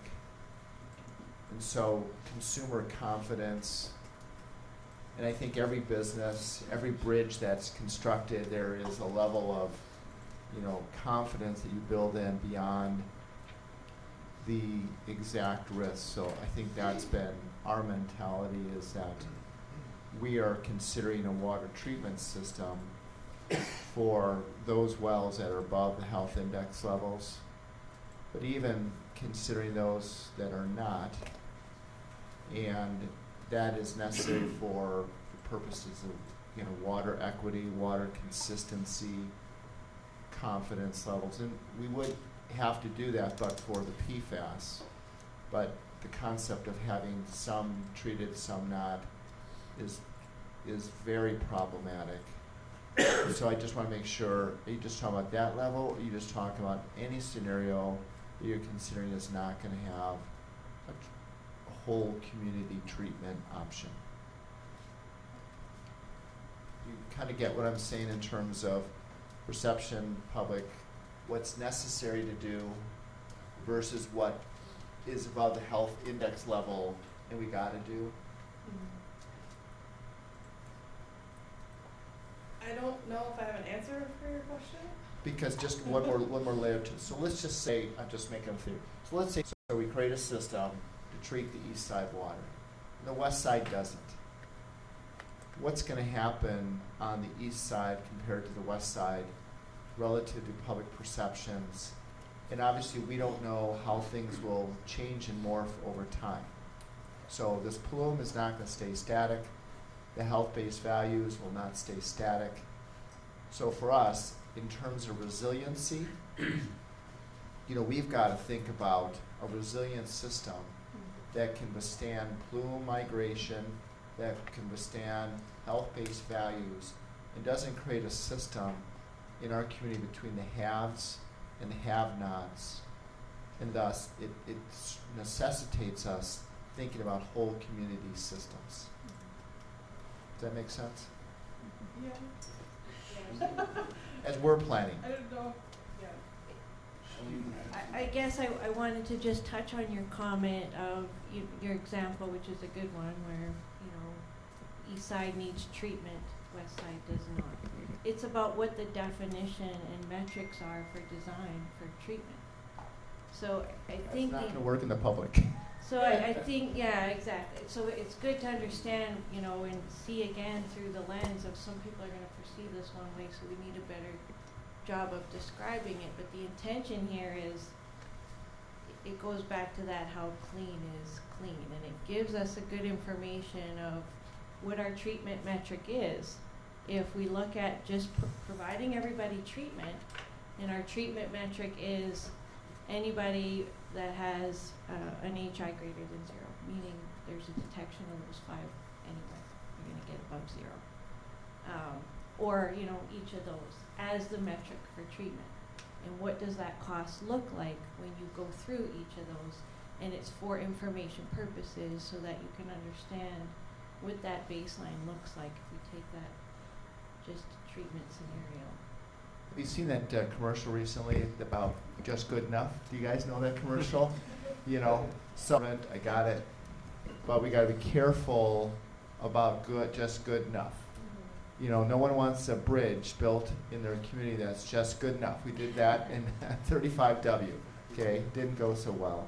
So we have to make sure that our systems that we're designing aren't just good enough, and that we have high consumer confidence that is resilient out to, as it says right here, 2040, when we're all done, when things change, we know that our system can withstand the change. Health-based value changed, we've got a system that can deal with it. The plume migrated, we've got a system that can deal with it. So that idea of whole community treatment is really important to us, and that's frankly how we're approaching this problem. So I just need that thing, that needs to be put into consideration. So I think this is partly a workflow issue. And Hannah's going to correct me if I'm wrong, and this is high level. So this 3 is looking at if we slap on exactly where every well is right now, a treatment out, public or private, and it doesn't have the consideration or the level of detail where we're saying this is where the actual treatment system is located, this is the piping that's needed. This is a really high level of just what if we do everything. Then we'll go to scenario 2, and Woodbury has a scenario where it is one treatment plant for all their wells, which will then look at the granular detail of where's the treatment system in, how big the system needs to be, what pipe needs to be there. So, and I think for your question, you're going to get that under the Woodbury specific scenarios of group 2. This is a higher level. If we just did everything, and this is going to help us really scope in then too if there are other scenarios. You know, if we see something here, whether other things can be done and help create the larger picture of cost. And is that an accurate reflection? Right, yeah. Just to make sure So it didn't preclude the whole community. Right. Yeah, and I think that harkens back to this statement being, like, this is just a desktop exercise, right? This is not like a scenario that we would, because for municipal systems, for instance, you know, we wouldn't look at each well individually for a municipal system in reality. We would look at some kind of, Operationally, that would be tough. right, it would be some kind of shared system, you know, where we're talking about, you know, incorporating all the wells in treatment. You know, and I think for Woodbury specifically, they've got a few different options where they're looking at one centralized treatment system versus several within their community and that kind of thing. So that's covered under our other scenario, but this is looking at literally just sticking treatment on every single well. So from that high level, you know, for the first block, we would basically include everything because it's about 90% of the wells that have been sampled have some PFAS in them. You know, the second group would be include a little bit more when we're talking about just detection, or excuse me, would probably be a little bit less because we're talking about just detections of PFAS, PFHSX. And then the third group would include more than that, so anything up to HI of 0.5 would get treatment. Or, excuse me, anything greater than 0.5 would get treatment. And then the last one being anything greater than 1 would get treatment, so. Thank you, that helps. I'll just also briefly say that it sounds like that there are some technical implications and procedural implications, but that, as has come up a number of times today, there's also perception issues and to think about messages and messengers, how the different entities can help each other with their publics is one of the implications here. Great, okay, I'm gonna try to move through this quickly with the interest of time. Like I said, we've been working on putting together these scenarios, mostly the ones that we don't need the groundwater model for because the groundwater model hasn't been ready yet. But we're still working on pipe layouts. We've, like I said, put those out on the SharePoint for you guys to review at your leisure. Not necessarily looking at any specific feedback, but if you happen to look at it and see some glaring, you know, inconsistency or, you know, this isn't going to work, be sure to let us know. But that's more of the charge of subgroup 1. So then we've put together some costing so far. We've put together block flow diagrams for the regional scenarios on the surface water side anyway. to get quotes from vendors for that side of things, and then working through gathering all of our assumptions and basis for costs. And then, like I said, the groundwater model has some issues. I'll get into that in a little bit. And again, just reiterating that chapters 1 through 3 were updated, and we provided the draft chapters of 4 through 6. So for the groundwater model, we've completed the data gathering process, building the model, got into calibration, and discovered a software error that we couldn't have predicted. So the software itself had a flaw, and we immediately got on the phone with the software developer to come up with, determine what our options are. The software developer assured us that they're working on a patch and have promised the patch by the end of this week. They actually provided us preliminary patch last week, and we've been working with them to try and make sure everything's working properly. So we're still in the process of that, but it has delayed the overall process by 2 or 3 weeks. And so we kind of had to come up with some alternative plans as far as the overall conceptual drinking water supply plan, and we're going to talk through some of the options that we have and kind of have a discussion on that. So also wanted to mention that once we are confident that this patch that we have will work with the software, we don't have to move to plans B or C, then we'll update everybody next week on which way we're headed with the groundwater model. So I'm going to jump actually to this slide to talk through the groundwater model real quick and our options, because I think that's really what we need to get out of the time here. So the first option being we still hold meetings as scheduled and present partial information. So that would be, like I said, the treatment scenario and the regional scenarios that don't involve groundwater. So we are already, starting, or not starting, but kind of working on those right now and developing costs behind them and everything. So those would be ready to go by December to give you guys that information. So, do you want partial information or partial, only some of the scenarios, I guess, in December and talk about them at the meetings? Or we could cancel the work group meetings but only hold a subgroup meeting, and then you guys are welcome to attend that meeting as well, and we would provide update otherwise via email. And then the third just being cancel all the meetings and only provide update via email. And then in all of these scenarios, everything would then be pushed out in January for you guys' review regardless. But this is just, what would you prefer to do in the interim? Do you want to have, some of the information to look at up front and kind of get that out of the way, start your conversations and thought processes, or would you rather, kind of only see it from a high level, maybe via email, and then wait till January to look at the whole picture? Just have to vote on each one. That's what I was wondering. You want to do that? Yeah, there was some discussion in the citizen business group about this, but ultimately I think they had decided that they would prefer the second option. So, anything else to add on that, Monica? Yep. Do we need a calendar to look at for people to see when our meetings are happening? Yeah, and I think I had this up, but the work group meetings are scheduled for December 17th and 18th. With the factors on here. It's January look like for a meeting. Do we move the January meeting up? The January meeting is scheduled for the government meeting is January 15th. Could we, January 15th, yeah. Could we move that up a week? I'm not sure the material will be ready. I think that's the. No, I'm saying if we cancel December. Yeah.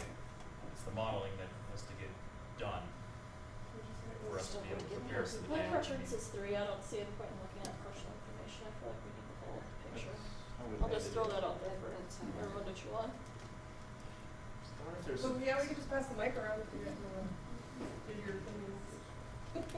I was originally thinking option 2 would be good to keep the subgroup working and our technical experts engaged in it to give feedback, but also I don't want to waste their time if they're not seeing a big picture in regards to the data. I would agree that if they're, whatever partial preliminary results means, it doesn't sound like it's be worth having a meeting to just talk about that. I ditto with Ron. I feel the same. Jeff Thompson, City of Maplewood, we'd be fine with option 3. I voted yesterday for where the Citizens Business Group went and decided not to meet in December. I think we were looking at subgroups meeting with the way. Yeah, I'm sort of thinking, I mean, we should cancel our meeting, but the subgroup is at another level, so sort of thinking that's option 2. But if we had to cancel all of them, I'd understand. We'd vote 3. I think even option 2, we're going to put the same technical people in the room, and that's half a day they're not spending on the deliverable. So I think for us, option 3 is probably time better spent. Option 3. 3. I voted for 1. Love this. She got overruled. I got outvoted.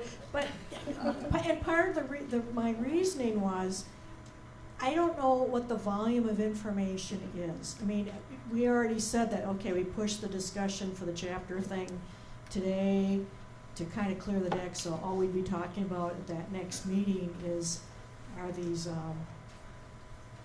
scenarios, whatever we're calling the stuff that's going to be deliverable.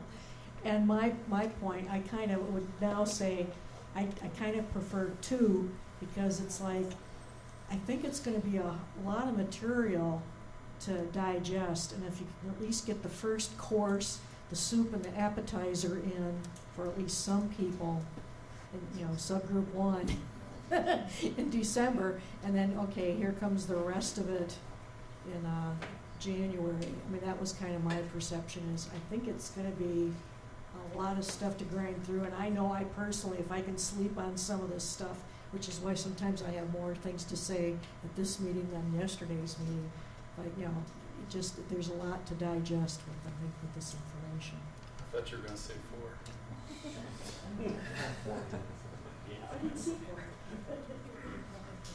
I vote for option 3. Give it to us all at once and not the partial information. And could you just give a clarification of what would be available for subgroup 1 and what would we want from subgroup 1 to talk about? Because part of this is getting feedback, and if there's something wrong, there's the potential then that they could flag something we can work on before January. If you could talk a little bit about that, maybe that'll help. Yeah, so I'm just going to go backwards and kind of go over the rest of the presentation here. So the scenarios, development, and evaluations is chapter 7 essentially.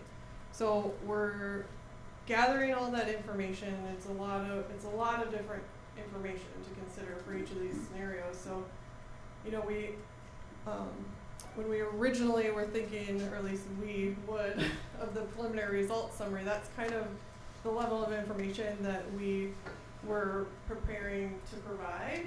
But then in discussions with PCA and thinking about it some more, coming to the conclusion that really we need some kind of high-level overview. So the preliminary results has now morphed into more of a high-level, just overviews of the scenarios, what they are, and then the cost summary. And so that people can compare all of the scenarios across each other cost-wise, and then if they want to dig deeper into where the costs came from, or more details on what the scenario is, then they would go into the Chapter 7 text. And so that's going to include more of our assumptions, the siting information, a map with the layout, and then the considerations from the drinking water model as well as the groundwater model, and then the cost output, which will include some additional information, from beyond what's provided in the summary. So getting into the components of the systems, land acquisition costs, you know, what kind of considerations come into when you're talking about digging, you know, miles of pipe, that kind of thing, and then also contingencies and administrative fees. So I think, does that help kind of give a broader context of what is going to be provided? So all of this information will be provided. It's just a matter of how far you want to dig into it. Do you just look at the summary, you know, as a member of the public, maybe that's all they'll look at, as kind of an executive summary, if you want to think of it that way, or do you dig into all these details? So that would be more, you know, what the work groups and subgroup would be getting into is kind of Yes, more some of of this this will be information. available then for the scenarios for detect, if SG1 wanted to talk about, they could talk about this for the surface water or the desktop exercise. Correct. Yeah, so this is what we'd be providing up front for just the, or excuse me, in December is what we'll have for just the treatment and regional scenarios that only involve surface water. So I was just gonna say, I still think that 3 is the best option, because if I remember, it's not like canceling the meetings, but you would send this information updated via email. And I like that because it's really hard when we get the packet Thursday and to try and, you know, make sure our weekend is cleared or whatever to read it for the week ahead of time. So if we could get it in December, in that second week in December, that gives us a whole month, and then we can maybe be better prepared January. So I still think getting that information out and being able to facilitate that feedback that way is beneficial. I would agree with some of the other folks. I don't feel like a lot of that feedback needs to happen in a block of 3 hours here. It could, you know, be dispersed over the month as it works into people's schedule. I see some head nods. Right here, some head nods.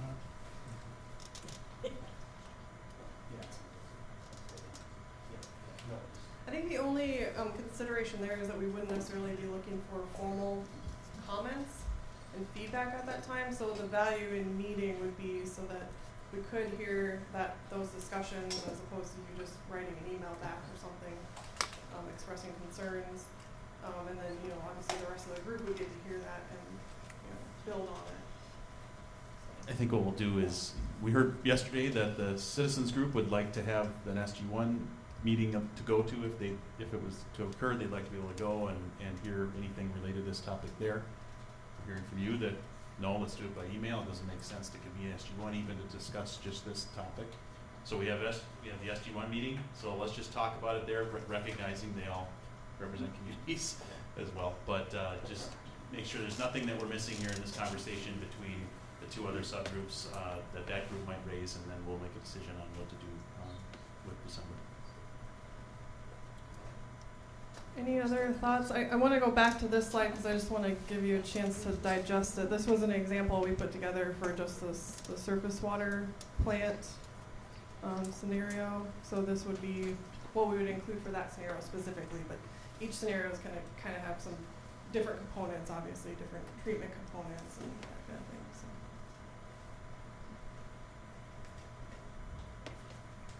Any other comments? Yeah. Do we want to go to public comments? Questions? Terrell, did you have some Or more? are we moving to the next presentation first? Yep. Okay.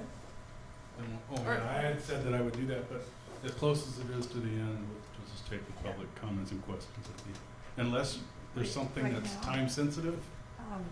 No, I can go when you want, but Well, let's now I've just- spoken up, so let's not waste anyone's I'm time. sorry. I just had a question about, and I raised it yesterday, about the decision to limit the testing or the modeling on a limited category of PFAS.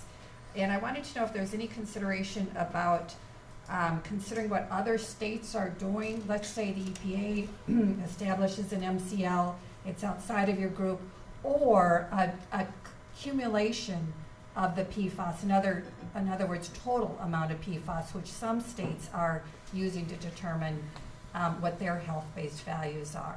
So in other words, not just discretely or in a silo saying this PFAS, this PFAS, this PFAS, but adding them all together and looking at what the total accumulation of PFAS in the water supply would look like, and then base the treatment on looking like that.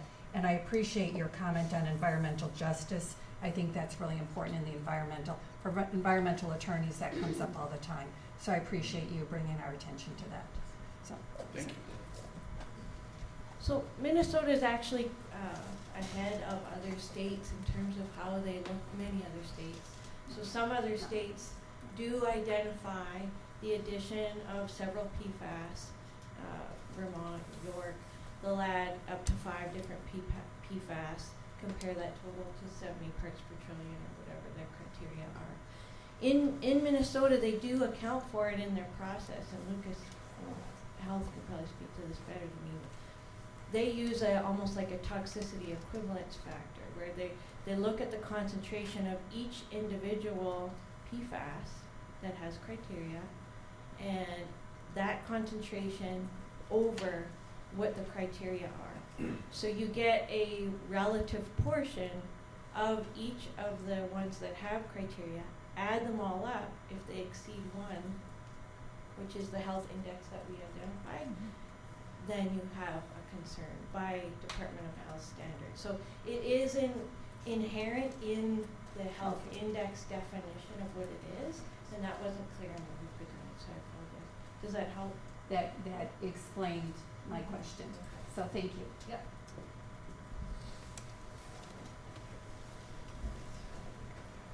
It's always nice to hear from the public. Thank you. All right, so we're going to switch gears a little bit and have more of a discussion about some future considerations. So this is a topic that we have talked about in the past, but we wanted to revisit some of the topics that we talked about and expand on those discussions and try to dig in a little bit more to get your thoughts. And really the purpose of this this part of the agenda is to really try to understand from you all what your thoughts are on a couple of topics, so how to handle those. Specifically, we're going to be talking about future growth and development, how to handle that or consider that, operations and maintenance, recapitalization, and contingencies.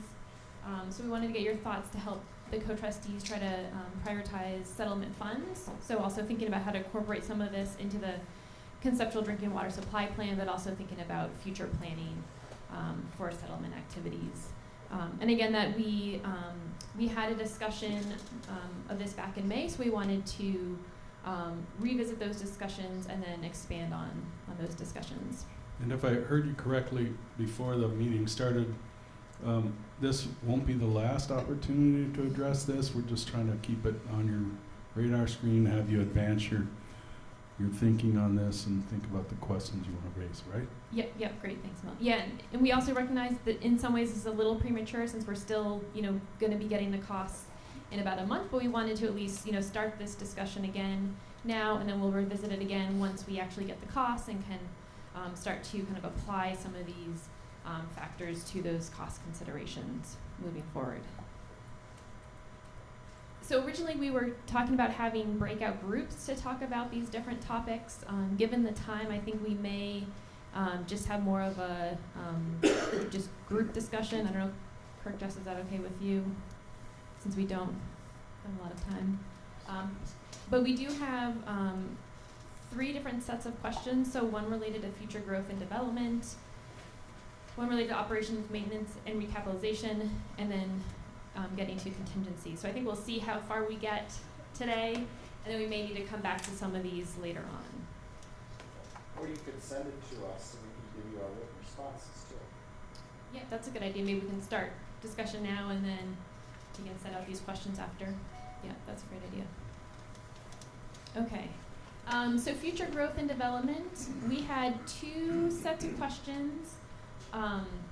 And I also realize that a lot of you know a lot more about, how cities handle a lot of this stuff. So I think if you all, kind of already, have the answers, that's really great. So I think it'd be great to hear from you all on these topics. So first question, to what extent should settlement funds be used to cover future growth and development? And we tried to break this up, just giving a couple of examples of what that could entail. So extending municipal water pipes to a new neighborhood, including water mains or surface connection to the house, increasing capacity of public water systems, such as drilling new municipal wells, treating water, the size of the pipe to handle larger growth, and then also thinking about private wells you know, for new private wells, say in a new development, should settlement funds be used for drilling those wells and or treating those wells? Maybe you guys already know all of this and could explain this. Do you like your other option? I think back to the original point is, I think this would just be better for us to just articulate it in writing versus dialogue about it now. I mean, most of us know how we do this and we have our procedures and standards and kind of already know that, so I don't know how much dialogue is really profitable in the group, but we'd be happy to articulate it in writing. Just to clarify, you and Clint are not saying that we shouldn't have the conversation, but that do that with the thoughtful written comments in front of you to base that conversation on. Yeah, I think so. It gets complicated. So again, when the developer comes in, they have to pay for all their pipes and all their roads and all their infrastructure. And there's regional stuff that supports that development. And we charge them for that too, except the Supreme Court's recent ruling about transportation. So we make them pay for the regional stuff based on the current system that we got. Now, if we have to change systems and go to treatment, there's going to be a gap because we charge them for an aquifer-based system. It's pretty straightforward. We charge, the area charges those regional water towers and those regional tanks and those regional pipes. And they got to pay a fee for that and put that in an account, and that account is segregated. But all of a sudden, if you add the fact that now there's a treatment plant, and that treatment plant doesn't need to just provide the capacity for the current population, but it needs to provide the population for the future. The question then becomes, does that development now have to pay for that expansion or future growth of a treatment plant to which no other current home paid? And I think that's going to be the challenge. I mean, our perspective is, again, the but-for test, but-for PFAS, that wouldn't be a cost. And there's some level of equity in terms of how we've handled our costs. They've all been paying on a similar basis over decades, and it's worked. But now if we have new subdivisions that are burdened by the expansion of a treatment facility, that may take the economics of those new subdivisions and make them really difficult to occur and compete. So this, I'm glad you're raising the question. It isn't a simple one, but my perspective is it should not pay for new development, regular, typical stuff. Development pays its own way. But if there are treatment systems that are needed that have to be oversized for this new development, to which no other development is paid for in the community, I think that's a reasonable cost. But I can understand if you're a fully built out city and you would say, if you're Newport, you'd say, heck no, that's not reasonable. And we would say, heck yes, because then you're freezing out land that can't and would otherwise develop. But for now, this cost burden is making it unsustainable as a development. So PFAS is essentially making land that would otherwise grow and develop undevelopable, because they would have to individually be able to bear the oversizing of treatment facilities to which no other development had to bear. So that's going to be a tough one, I think, for this group. I can imagine for the rural areas, Ron, I mean, you're not going to be really thrilled with that. But from my perspective, so I think you guys at the state are going to have to play Solomon on this one. But it has real economic impacts, because if we don't, then there will be developments that cannot move forward because the cost burden to participate in that cost of oversizing treatment facilities for the PFAS will be overly burdensome and won't be able to allow that land to orderly develop per our comprehensive plans. So, thank you, Clint.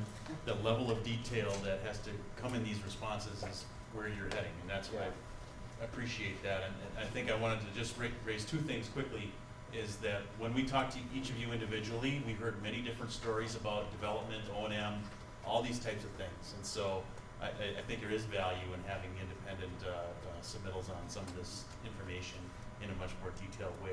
One of the things that came up yesterday was some of the citizens are saying, well, we need to just draw a line in the sand. Development up to this date, or development that's been proposed up to X date gets covered, the rest doesn't.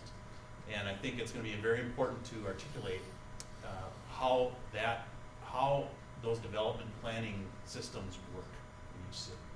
And so, you know, what you're saying for a municipal system, you know, is there some reasonably foreseeable development that is expected to occur in the future for which a system should be sized for, as far as the treatment pieces of it now, that maybe the developer pays for connections or whatever, but how do you size a system to handle reasonably anticipated development? What is that? What's the line for that? I mean, that's the kind of thing that has to be answered. The other thing that we talked a little bit about yesterday on the side that came up is when you're talking about a community where they're not on a municipal system, you have individual wells. What does that development look like?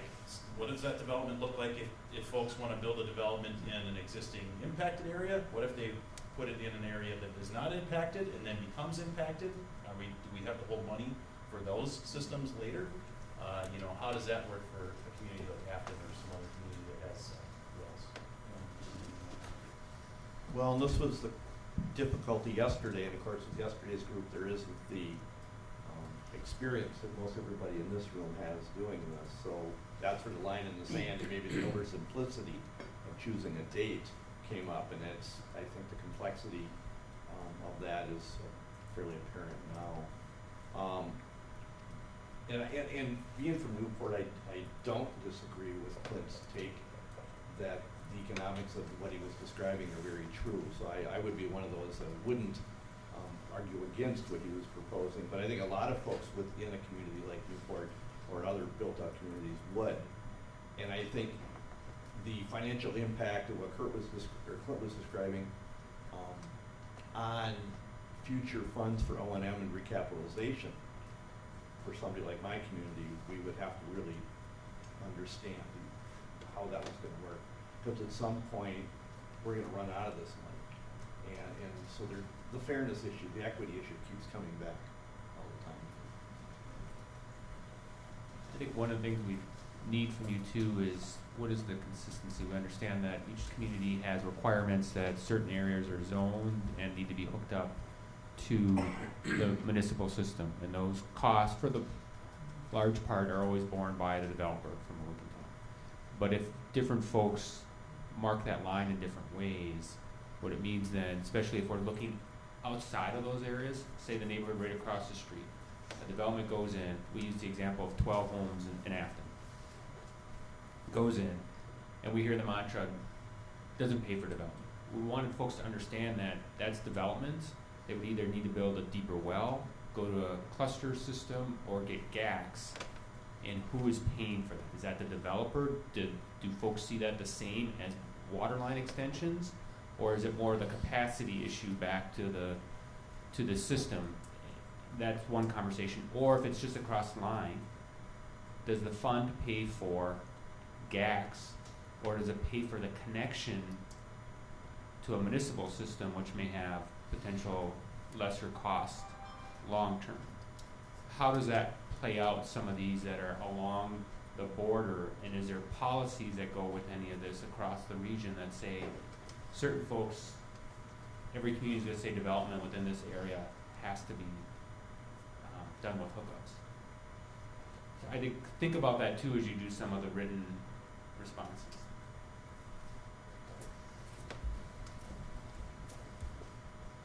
I was just going to say, I hope we continue to have this discussion, because while each community has its individual nuances, it's been really helpful for me when you pose some of these very specific things. as you all probably know, initially I was like, no, of course you're not going to supplement development. But I can see examples where if in the future you're going to have to put in gap filters, or it's a detriment to development because now they've got to dig a deeper well and therefore they're being impacted. But I really struggle with how to come up with a policy, as you say, and at this point, it feels to me like it almost might need to be a case-by-case basis, because not only are we at different stages in communities as it relates to our development, but we are at different stages within our communities as it relates to planning for PFAS.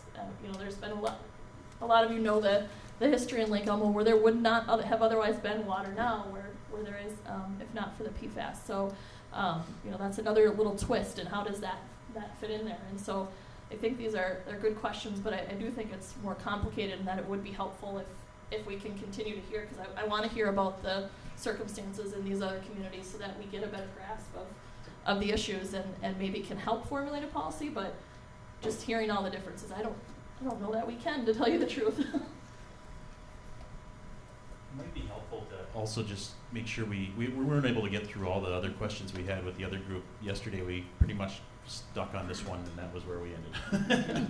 But maybe if we're going to follow up with a written communication, just to outline some of the other questions we have as well. Yeah, put those prompts in front of them.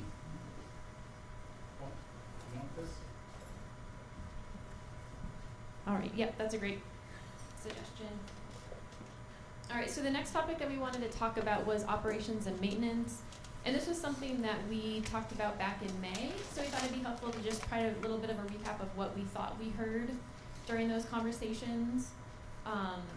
So we did hear that there was general support, at least, from at least some of the folks, that funds should be set aside to cover long-term O&M costs. There was a suggestion from a member that settlement funds cover the life of the asset, suggestion that the settlement funds only cover PFAS-related O&M costs, and that the non-PFAS related costs should be covered by the communities.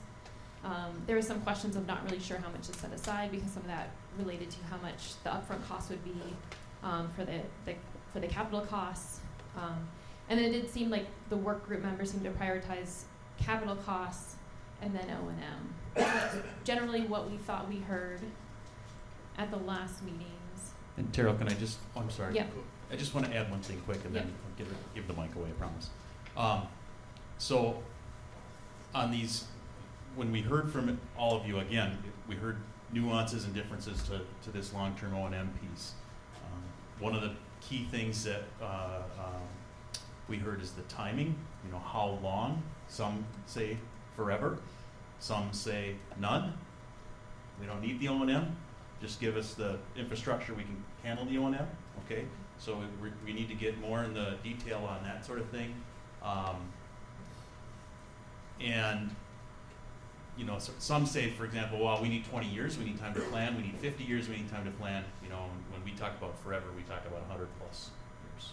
Okay, so think about those kind of time frames as you're looking at this O&M conversation. You turn that off. I appreciate that you put these suggestions up, because we have flip-flopped on this. Yeah. The first thing about the whole money thing was, hey, is this being invested so it's drawing some interest, so it isn't just sitting there static. So steps were taken.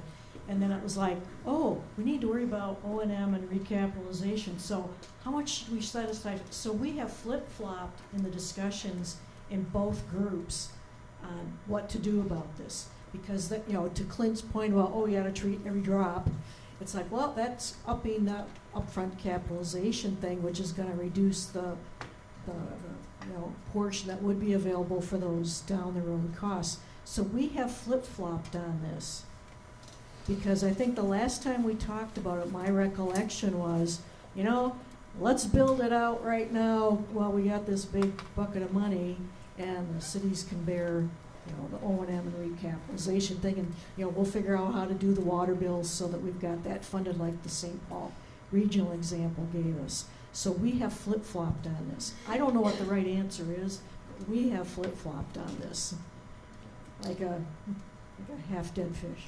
And I think that gets to one of our questions too that we want to dive into. So how important is it for us to retain funds, given some of those discussions of the importance of also the capital piece. So I don't know if you have to decide this question now. In my mind, the question becomes, we'll have a capital request and capital decisions.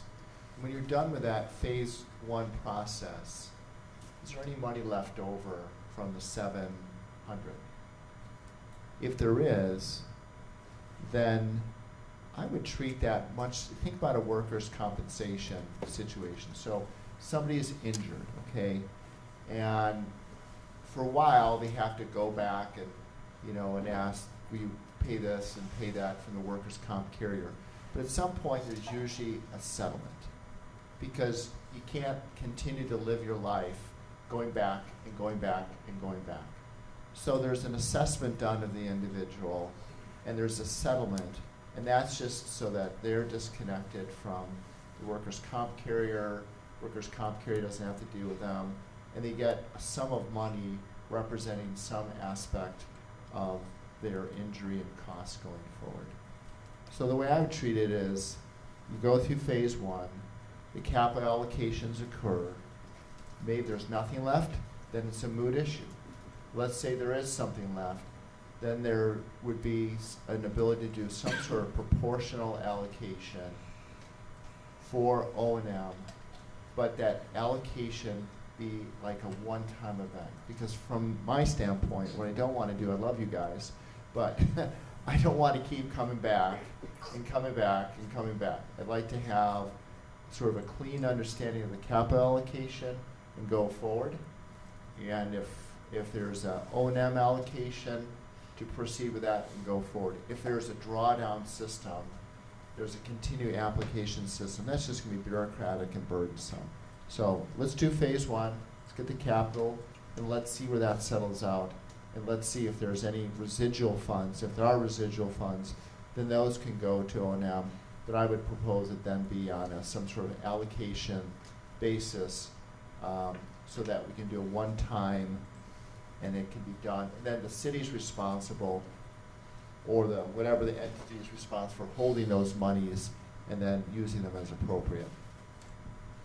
You think he was being sincere when he told us he loved us? Absolutely.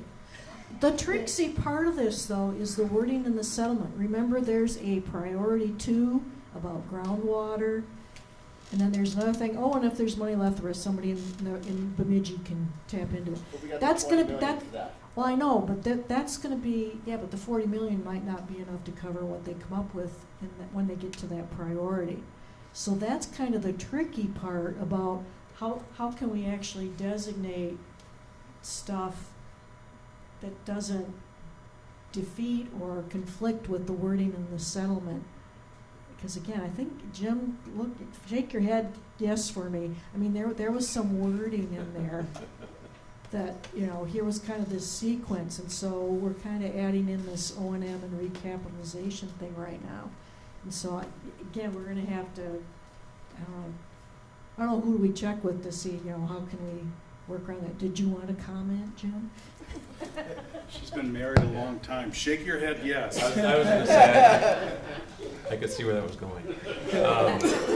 No, I think we need to look at the specific language, but I think what this issue raises is there is specific process to move from kind of priority 1 into priority 2, and there's definitional language about when we think we're done with priority 1, and that I think is what some of these questions are trying to get at, is at what point does everyone feel like priority 1 is done, or at least has been addressed from a financial perspective, and everyone has agreement that that is indeed the case, and then we can move on to priority 2 beyond the 20 million that was allocated to it. So, I think that's the reason that the questions are being asked, but it's one that I think this group should have some good input in, because everyone does have a different opinion, and it's a critical part, because once you move to 2 and then on to 3, can sometimes be hard to go back. Can I just add a caveat? So I see O&M as part of 1. So I don't see that. I see it as just, there's a now capital, and there's an O&M into the future. So I don't see, if we were to do capital, that completes priority 1. And I think we all know, when we're all said and done, priority 1 is going to take, the 700. I would be very surprised if, at the end of the day, between capital and O&M, there's additional funds to go to priority 2 or priority 3. I think priority 3, you might remember, Kirk, when we first started, we were pretty suspicious of, okay, who in the state's going to try to, you know, get into the priority 3 and jump in line. And I think you've been really great to assure us that now it's priority 1, then priority 2, and priority 3 is there, but its chances are pretty slim. But O&M really is part of priority 1. It's just a separate segment. But it will be, it's just a question, do we need to answer it now, or do we need to answer it after the capital comes up? And I think once we get the capital figured out, this is going to be a very clear picture. And it'll be, wow, the money's all gone, it's a moot issue, or, hey, you know, when it's all said and done, what you're going to approve, there's going to be something left, and then we consider how could O&M considerations be given. Because there's going to be a real impact, you know, whether it's replacing GAC filters in the rural areas or us, you know, with our filters. We all sort of wish we had the Oakdale agreement, but we don't. So we're going to have O&M impacts that are not going to be insignificant. We got up to about 5 more minutes on this. I was just going to say that I have to respectfully disagree with Clint. I think that this should be decided up front, because when we look at the costs of the various options, in my mind it's capital and operating. I know when we went through and did our feasibility study for the well that got shut down last year, we looked at both. And so for that reason, I think maybe there was a slide that said we prioritize capital, but I don't think that said we didn't care about that. And so in my mind, that's part of the puzzle that we figure out up front. And I can't remember what we did, whether it was the life of the asset or forever or whatever those other options were. But I do think that that's an issue that we can't put off until after the capital, because I think it should be part of that bigger picture solution. Yeah, and I think that is what we're trying to get at some of these questions. You know, so how important is O&M to you? You know, to retain funds for O&M. How many years we want to cover O&M, and also as a kind of sub question, should the length of funding differ by project type? So thinking between a private well, treating private well versus a public water system. So just kind of thinking about that. And then also, you know, starting to think about the asset. Do we want to set aside money for recapitalization? So I think that we'd like to hear from you all, you know, on these topics, and if you think there's other nuances or other things that you want to add into that as well on this topic would be great. Maybe I'll move to the next set of questions too. All right, so the other piece that we wanted to hear your thoughts on was contingency. So again, we did talk about this back in May. So the question we had back in May was, what money do we want to set aside to address issues that may occur later on, such as changing health-based values, plume movement detection, changes in water supply use. So it seemed like there was a general consensus that that money should be set aside for contingencies. Some people threw out 10%, 25%. You know, there were questions about how much money to be held back for that. There's also some suggestions to take advantage of interest. So as follow-on to that, we did want to dive into more, you know, specifically how much do you think should be set aside? And what types of activities do you think that should cover? And then also, how do you feel about taking higher financial risk versus higher long-term yield for that? So it's another set of questions. And we did actually have one more question that we added on here that's, I think, kind of similar to maybe our discussions earlier. But how much settlement funds should be set aside for the other part of Priority 1? So as you remember, there was the drinking water piece to Priority 1. There's also the groundwater recharge, water conservation. So when we're thinking about capital costs, O&M costs, we also have that other kind of part of Priority 1. So should we try to, you know, set some money aside for that as well? So a lot of questions, I know. 3 hours in.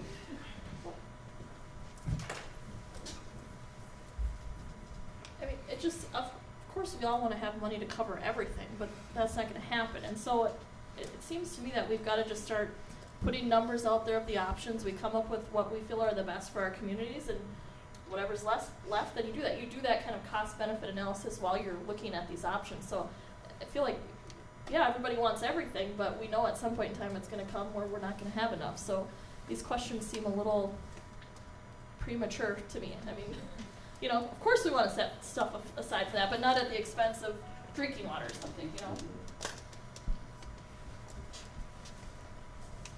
I think as you respond to these questions, well, we have to do these calculations in order to come to you and give you numbers. And so there's some ranges in which we can do these calculations or not. So you think about risk, for example, and so if we were to set aside some money, so let's say just simply we set aside enough money to cover private well owners, you know, GAC replacement or something like that. And we have to set aside that money, and we assume a rate of return, effective rate of return minus inflation of 3%. That's a pretty low risk investment assumption. So so you got to set aside more money in order to get that long-term treatment covered. If you assume a performance at 4 or 5%, you know, you have to set aside less money. If you assume 7, 8%, even less money. And so, as we talk about your level of risk that you're willing to assume, so some of the things we have to consider here is that, okay, well, in O&M for a community system, for example, if some money were to be set aside, is the city willing to say, well, yeah, we'd rather set less aside now, assume a higher level of risk, and if it doesn't happen to work out, well, we're just going to have to figure it out and take it on, you know, or no, we don't want to have risk. And so we don't want to have risk of not having that O&M covered, and so therefore we want to be more conservative. So we're going to try to run some of these different scenarios. We're just trying to get a sense from you which scenarios you want us to run, what kind of risk tolerance, for example, in that category you want us to think about. And we'll be, you know, circling back to a lot of these discussions as we do get more costs, or as we do get the costs. Being from a community that doesn't have any, we haven't exceeded any health-based standards in our private wells or our public wells. It's why I'm a proponent of what Clint's been talking about, with basically treat all water. If we don't go down that path, then I would be a proponent of setting aside money. I forget what company slides back, some of the language was here. For those that haven't hit the health-based standards yet, because 5 to 10 years, maybe next week, Newport could have problems. But if it is 10 years out and the money is gone, we're in a tough situation while Woodbury is building houses like in cornfields, and a lot of those expenses were covered. So that's the dichotomy that we find ourselves in. And if we only have so much money, part of this, like I'm pretty sure is true, I think the boom movement is going to be an important thing to keep an eye on, fund, and changing health-based standards would be my thoughts. Or, as Clint's been promoting, and I'm going to help them treat the whole area. Just letting them get old talking.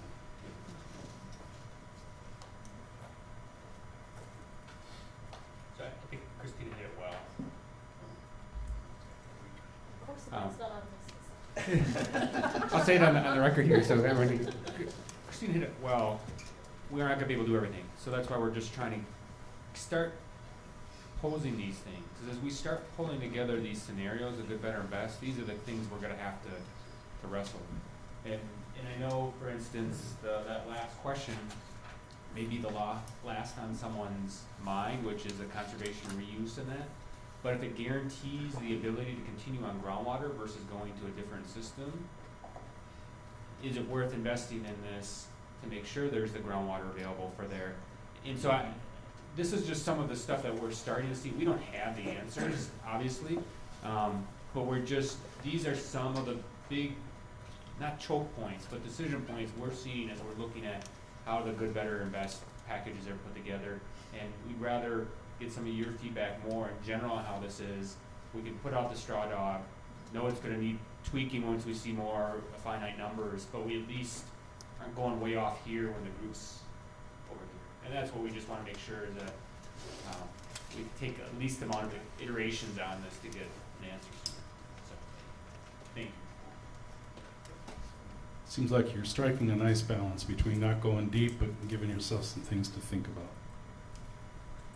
Again, what's in my mind a little bit is, I don't know how we factor it in, is this process needs to be efficient. We don't want 10 years from now, you know, our predecessors continuing to be here and meeting and having a fund that is in perpetuity. That's why I was laying out this potential of saying, you know, let's treat it like a works comp case. You reach a settlement. It isn't perfect. It is an amount. And then it's up to the individual, in the case of the workers' comp, or the city, or the township, or whatever the entity is, to take those funds and manage it. And whether it's managed O&M, managing it to expansion, there may be some value in that. Much like 3M made a settlement decision. And they said, you know, they could do different stuff, or they could arrive at an amount. And that's what they did, and they gave it to state to be a wise steward of. There may be some value in that approach, because what I'm fearful of is the continued agreements and grants and submissions and holdbacks and time and bureaucracy and non-closure. And I'm hoping that we can get to a level of closure. 3M has reached a level of closure with the state, with this payment. I'd like to be able to make sure we get to a level of closure. And to some extent, if you think about the settlement approach, maybe some of the decisions that you're struggling to make don't have to get made. It becomes a community-based decision that we within our communities decide how to manage some of this, as opposed to continued processes and grant requests and holdbacks and submissions. So just think about that. I know you're the co-trustees and you're holding on to the money and you've got the public trust, but there may be some value of a portion or even all of it, thinking about settling up with each of us relative to our respective damages, and then the communities then go about sort of the O&M versus capital decision-making that goes on. I know it's a little different track than you're taking, but I just wanted to throw that out. You keep trying to get all those future meetings. I'm really starting to question the level of I'm love. very busy. Love here. But you said you love this. So Yeah, I do. we need to wind us down. I'd love to see the same. Around your time. All right, given that the timeline is still a little bit in flux and we have limited time, maybe I'll just skip over this and we'll provide more of a detailed timeline at the next meeting. But for next steps, so we would very much appreciate your review of chapters 4 through 6, and if you're interested, 1 through 3 as well. So we're asking for feedback by December 2nd. We will be providing an expanded chapter 4, which is the model development and results, in December.